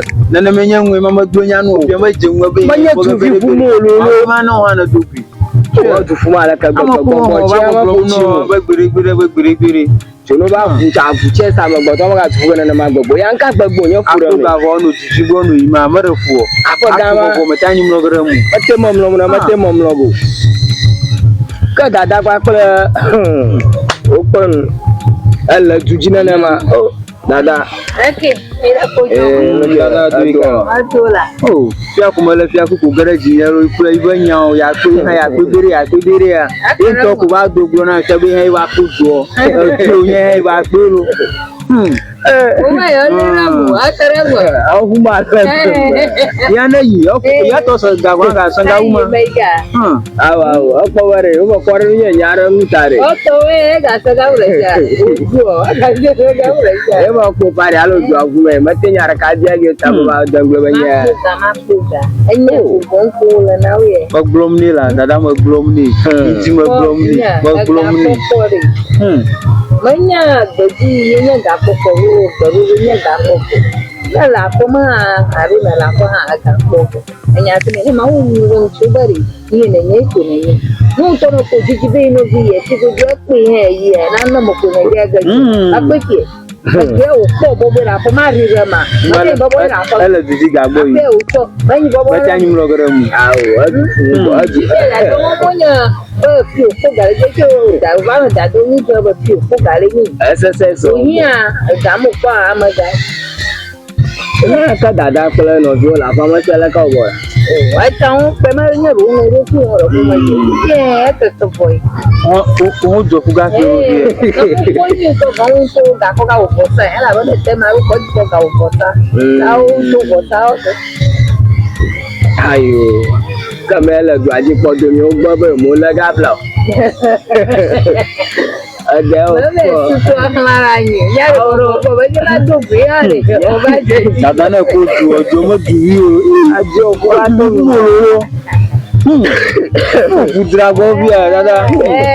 Abejo so le jo ni re wa. Abo ma ji aba te yo be. Dada le ke gbe si mo gbo. Agbe egbo. Kile su body. Apa? Naira wada na akpere ni ona. Aga to du be ma gbagba. E ma abonye pere. Mi na la le do bonya lo. Wọ́n lẹ pé mọ́. E ba gba ko ma ya li. Oh. Ai ya kokko ya ga kokko ni hara fulo. Brother. Avo. Afikiri na. Ikena chala. Oh. Robert Jimuri. Oh. Chila pa mama la mama. O vanya si agbele masha. Chila pa le ho mo pokpon holo. Kake kuchi to fudo to ko inare. Pe me na lelege. Amele nyema. No, you must say for your goma. Ale o ta fudu kama aro. O ga fudu aka. Apema. O bon to ya ba. Da o ba bi ti ka ho ni po ma. E ka nya fo gbo plug akuku mo glombari. E ga nti mo kwa jaga ho. Ni po du ku ma ba Olympics o luka o mo mo no do akunre. E mo national ho la ko yo na we. Ni po du ku ma fa ma. Dada ya yo matona remi ase. O ba fo du ku ma ban kana. Olympics o Olympics o. Ni po du ku ma. Na be ko na no nko. Ni gbe. Ago mi ni be ko na na ko fo je. Enwale ma ba yere nwo wala fa mako. Du fun. Ma ga jeji ni ma ja yin olo. E fun ni dada gbo. Ba ga nchi mako. Ozunya tefe. Aro the view ba ko ho jege. The view ka fikiri vya toto E le se ko ga ho jege. Aro amara pa view ba ko. Oh. Oru ala ba ajega fa ni o. The view aro amachichi aro amawo moto. Mo ya manya ba. No ya jega ho fa. Mo no bebia meme. No, no, maraka manya makako nu ve ko coach. E mo gbogbo ga ba ko da ovi. Ami afo fe ku. Ako no vi ovi. Ako fe nu abian ko. Na bian de o he o ko. E ga ru de o he o ko. Ko ga yi. Nya ma lo mo magbo. Nya ma lo mo. Ma ba nya waru vovum. Dada kan ya kana ko yo nyere kan yan kwe. Ko be mi fufu ya o he ya o he. Da je ba nye ko kogola. Ma ko mi na ba ko no jaro. Na ko na ti baba mo ko. Yo, baba ma ko. Asrona la koko. Ne brother mo to mo ti ala polo. Aro du bubu ga dro. Me ko ti ala para balia. Aga ugasia. Na yi na ko lo do aji ko mo haro re ko majanya. Ma ku na we. Ma no ni po nya na ke na nya na ko. Ma no ni po nya na. Aga ugasia la dada. Mali po la fo. Akora ka ma mi la.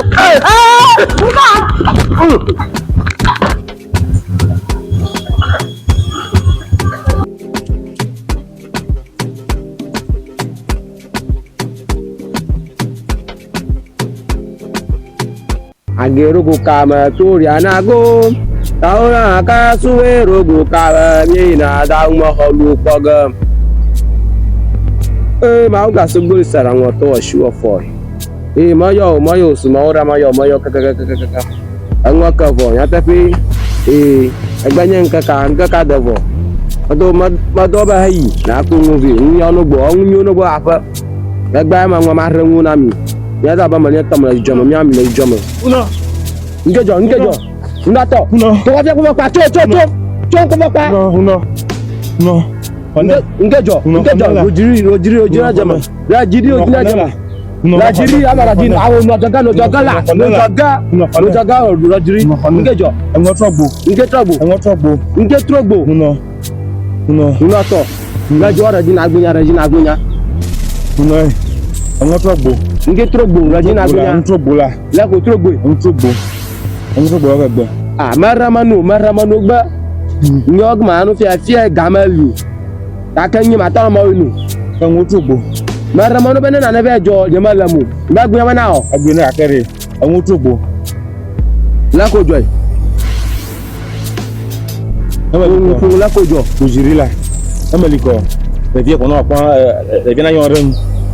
Meliko bi na yon rem. Oyo na la ke. Tisa fi da ti ma no ha ayon rem. Dan ma ru ha ayon rem. Vi la fi ha ati ba ya ti ma ina ko yon rem. Kala ke ma ge je le ke na ma o chuma. Maramanu ana ba te maramanu. Ka kana ko ma la wo ne ma da chakuno. Ko ma la wo. Da ba vi na jaku. Ma jaku le. O togbi. Gbaragaba. Gbenyu ka tanyi wo. Vi ko ayo re du. Ebi anotia ekurevie ngurvi na ekurevie ngodo na ekurevie evi ka sa ngwa ka ko toni ni gbe ni afi ogba ale ko ba wi le ko ba wi mi ma te nya ko ka kwa te ngonya ka oni ale ka to na mi awi to na mi awi ni onya ya gbo mi anyi ro to ba wo mi anyi mi abu mo nípa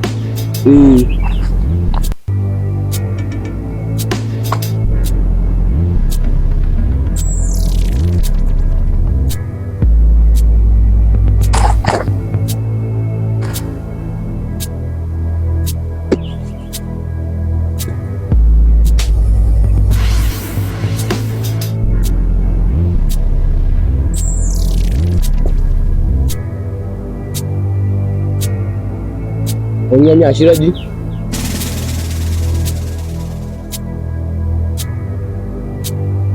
utagbi gba ma ohun oro ni ma oni ìtọ́ ma ohun ni ẹgbẹ́ la gbọ́n yá sí ehun no noto apa ka ma si kare to kukure re mare la ka ma matia zange amachie na ya fama ubi rachima na le na lie ni won la ko la modire ma gododo ayo masi wezo ai nge jo afie la ko jo mi no mi ko ngo fun la ko jo mi ma so mi ro ran chore la ko jo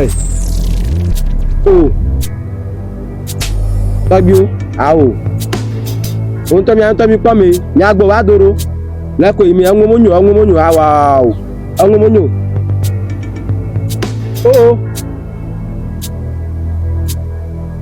àwòrán wọn máa dàpọ̀ tún náà dìkọ́ dé ya wọ́n mi ànọ́pìn àti ọ̀ mi ànọ́pìn àmọ̀ yìí kó dé tí wọ́n náà jó bàbá jó tọ́jú àwọn mẹ́rin akọ́gbọ́n sẹ́mu mi àtọ́ ń pè yàtọ̀ bá ro mi àtọ́ mi ọba yàwó dọ́.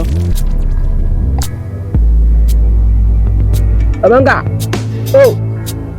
Tagbi ki ejo. Tagbi la ko jo e.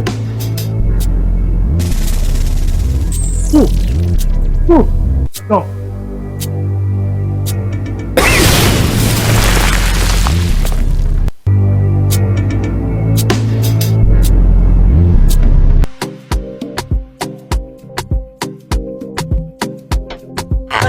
Yes.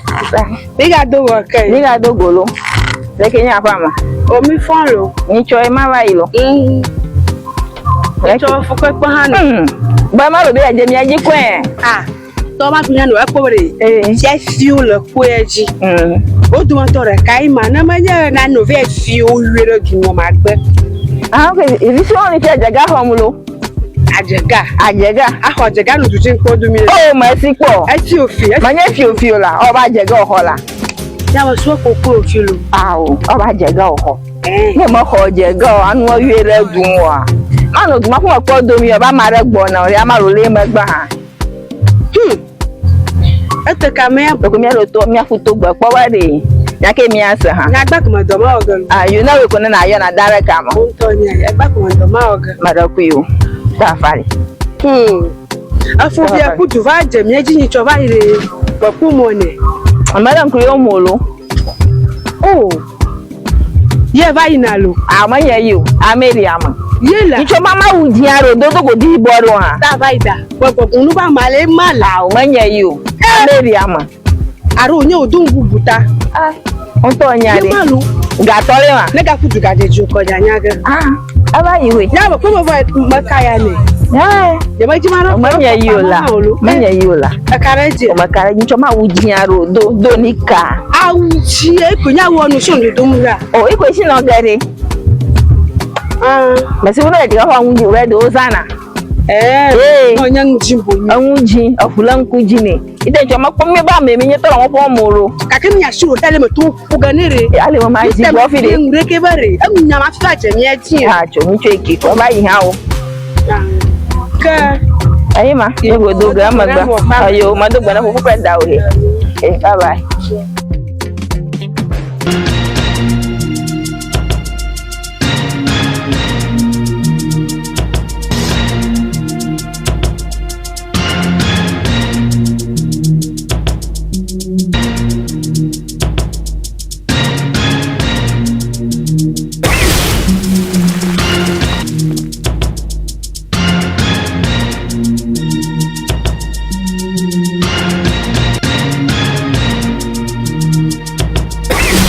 Amada. Anya ba duo ko mi ga puma. Ndadwe. Oh, ausure ka dada banara. Anya duvi fumi loye. Nchoge dada mare yo ga du. Ka to ma ko dada. Sure. Ozo fun Popo para si na ma na ta ma be bu ma afia. ta ma baby. Ene ri mi fu dula sister. Mi fu 100 meters ta mo lo ba mi fu du. Ta wa nya ko gagba. O mi Ava nya ko gagba. Ozo mi fu mi fu dula sister. Oh, Aru mo lo ba mi fu du. akpan. Agba ha ba ko. Ba ko nya ma teta wa ba bi fu. No ba to gbanya ma ta ma to ko. Adroji ko yo gala. Make drop ko. Nche dada ba ma ra. Ta ba nya ko ga. Ma fu. Na ozo mo ti ma fu ti ta mi fu. Ah, na dada ba fa mo ko na gben dada ba re. Nche obe nyi ma re. Ebe ba re yo no ha ne mi te sa fun. Ade nya ji awu. Anya ma ga ko bi gbanya zo. Nya ma nchura mu. Ma ga gbo nya ma na mu. Ma ga gbo nya na mu. Ta ba bi ku ma ajia. Opo mi ajia me ko ma yin gbo ma tu nya ma npo mu. Na ba do fo nya ba zista yo no futu. E ga to re ro ta na. O ga to na bi. Yo ga la shi o na la shi e. Ba to ba nya ko ga. Ba nya ko ga. Ga kuma mi ne mi ru ga se mi Kuko. Asasa na nyeji nto. Asasa na onye nka dada ba nu ona nye nya kata. Dada ba nu ona nye nya kata. Nya kama la shi magbaga na o. Aba ko ngba. No mo po mi gbo na mi zo fun gbo na ro mo bo fa ge. Mo po go mi ke gba Eh, ga. di topo. Te le gba ko ke nya mo le pa. Ah. Mi ke gba le. Dada ba. Na bo na no nya fon. Me. Dada ko ncho kwa fudua. Dada. Dada ko ncho iko afudua. Na o do aga bu mu. Nye tilo. Onye nke dada onu ona nye ya lo. Dada onu ona. Nye ya. Uba je go holo. Manyere nyaji. Uba je ga yo ho. Ye magbon na tufu gas onya sha ba ati. Oko nya to ma si o. Oko no sacrifice o mo oko no bota mo la no bota to mi. Uba je go holo. Uba je go ho. Ake hoko gbe. O se nkan ko mu jo fun yin lo. Àwọn lo pe. Àwọn ọmọ lọ́wọ́ sí o. Ẹ̀gà láṣà hẹ́nàdì ẹ̀gà gbọ̀. Apanu e. Lo fa lo e. Ba ma lo raja la. Ha gbo na maka. Oyin yan ntọ́. Oyin ọ̀fọ̀ bó ná sámá ká pọ̀ máa kolo. Yé mọ̀ dọ̀ fún yìí. Ọmọ ìwéra tún. Oyin ma ige ṣe mi nà rẹ̀ kẹ́kọ̀ọ́. Ní mọ̀ yín zàn kọ̀.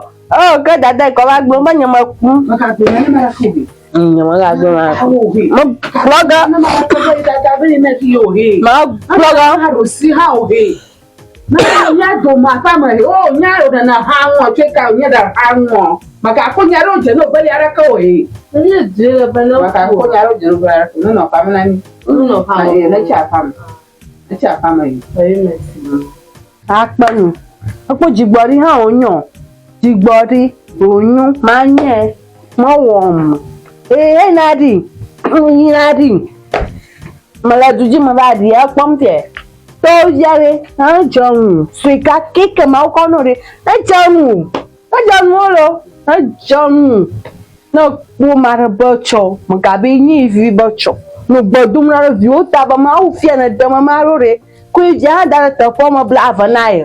Yohana gbo danye ma gbo ji na ajo onye mara na ba pe ko gbe fudu na yi oponje tije dada ha chi ma bu ma bo pa no je ho chi ma bu na to fi no bi na ba mo pufunye na ma onyo ma uro won mi ha ma sa ma ba gbo Inu mi ato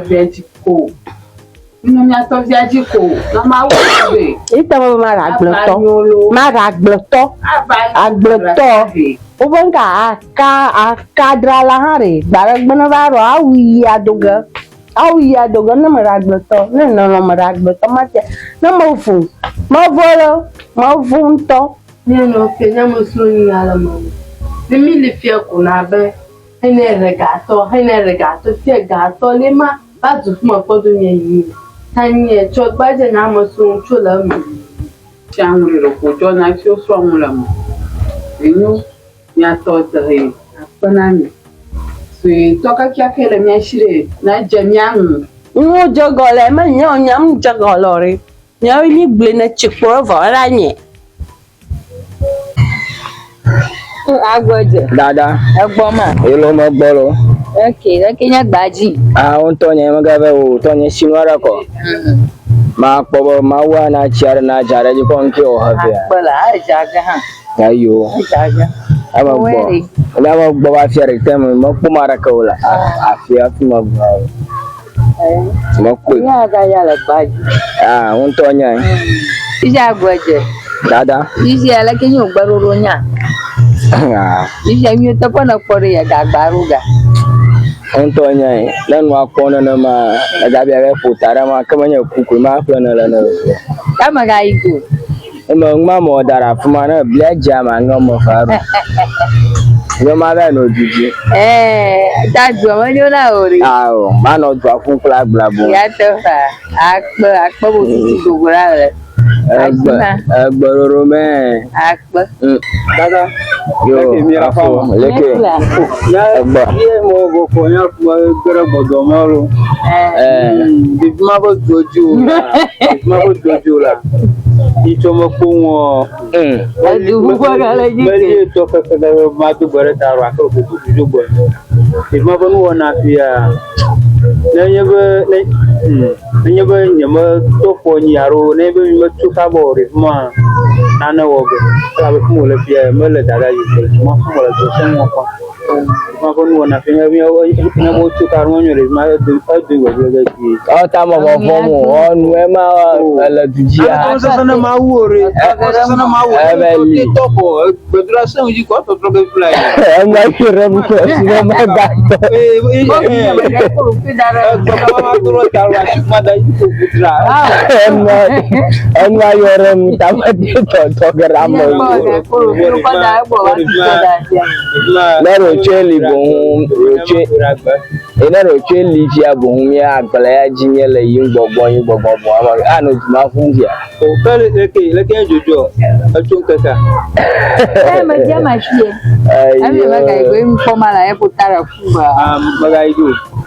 Afọ aja ba mai ba ku aro le ji. O te glo nya o te na bombe ajo mo gbe sha mo le gari. Gabe nya pofa gbaro. Agbaji ko mo gbo chu e ha gara ko bebe. Ayo, le fi afi dem ba gba ga ko bebe ko han lo ji ase. Ayo, masi.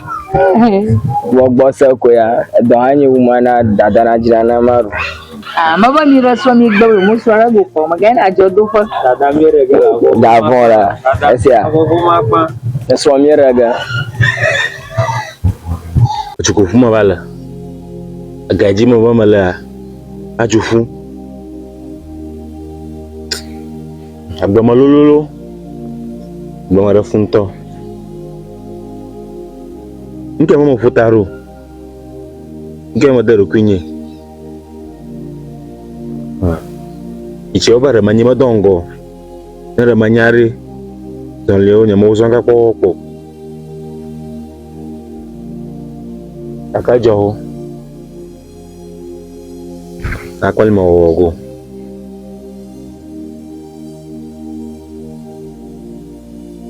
Ina magu.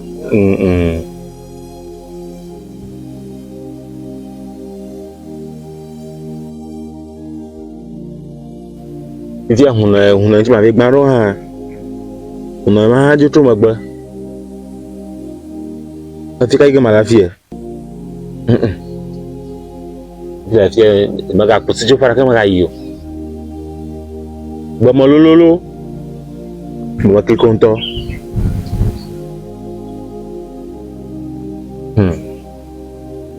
Aka anu mau sing pon abara.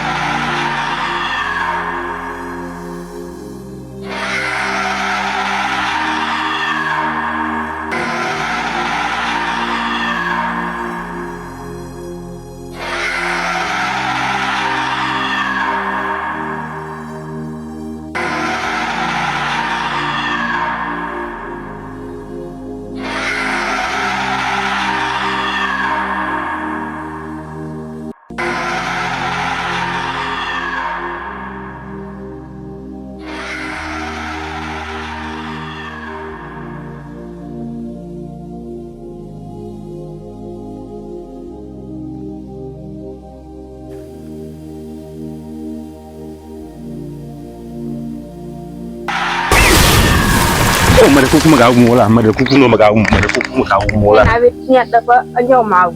Mare kuku ka umo, mare kuku no maga umola. Nola. Wetnya dapat Mare kuku no mare kuku ka mare kuku ka. na wetnya dapat anyo mau. Mare kuku no se mare kuku. Mare kuku la manya bangi mo nyama onyu ase. Nyama onyu ase mare kuku no. Pike mia fo gbo mo to fia. Onye du ku ko nya oji o la fie. Nye kwe. Rumah ya gada pun bagaimana? Dadanya tanya rumah je malah belum fog bomo banyak aku. Bayunya aduh ini apa ada ya. Ya tanya ajuannya maduga ba. Ni kata minola abam. Kalau mia bu. Na wunye dada. Untanya mina ngula gabinya matamya bi. Adu doji ola na odu dovoko. Oba jakoni rabam ko yana toru. Ko agba be ma nyata ko tubu. Ni tutu e wo ma fi odu afuma yi ma popo ma. Agba ma nyara ka blomulo. Aro glo nyara na mia. Dada ma glo nyara kana ma. Ya ba da aro glo nyara na. Ada kaji. Oh, tama ma glo nyara kana mara ko dada. Dada ma mi glo kata ko na fi agbo fi. Oh, no du okuma. Di kopi Ah, nya kopi ya nganya chomu. Kopi maganya chomu de baba umblani. Leke batona jibi buka komoto. La kana no dufu podo mi. Amu kopi la mo ni jo madogo oba sopo ni brother be ku gagbo. E ma dufu podo ni. Ya maka ngure ma ya ba do ya la jo honta. Maka ngunya kana maraku. Ya maka ngunya dada on maka no. Na wetnya dapat anyo mau. Oh, aku maga umola. Aku maga umola, be umla dada. Ni kona be umla. Maga umola. Be umla. Aku be umla. Oh. Omna semua.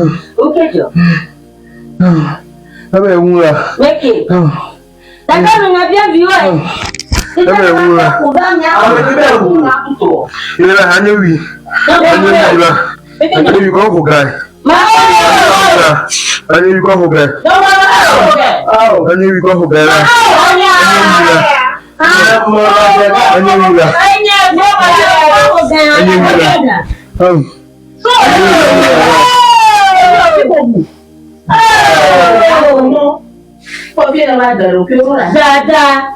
Oh, nanya ke? Abo. Aja ma nya faga na. Abo. No wa ma ko. Oh. Tiga ba na na. Oh. Dada. Dada. Bana. Ye ji.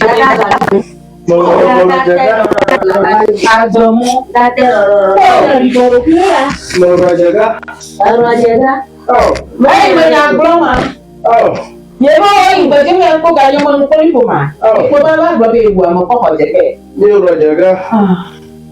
Dada ka ke ni oge.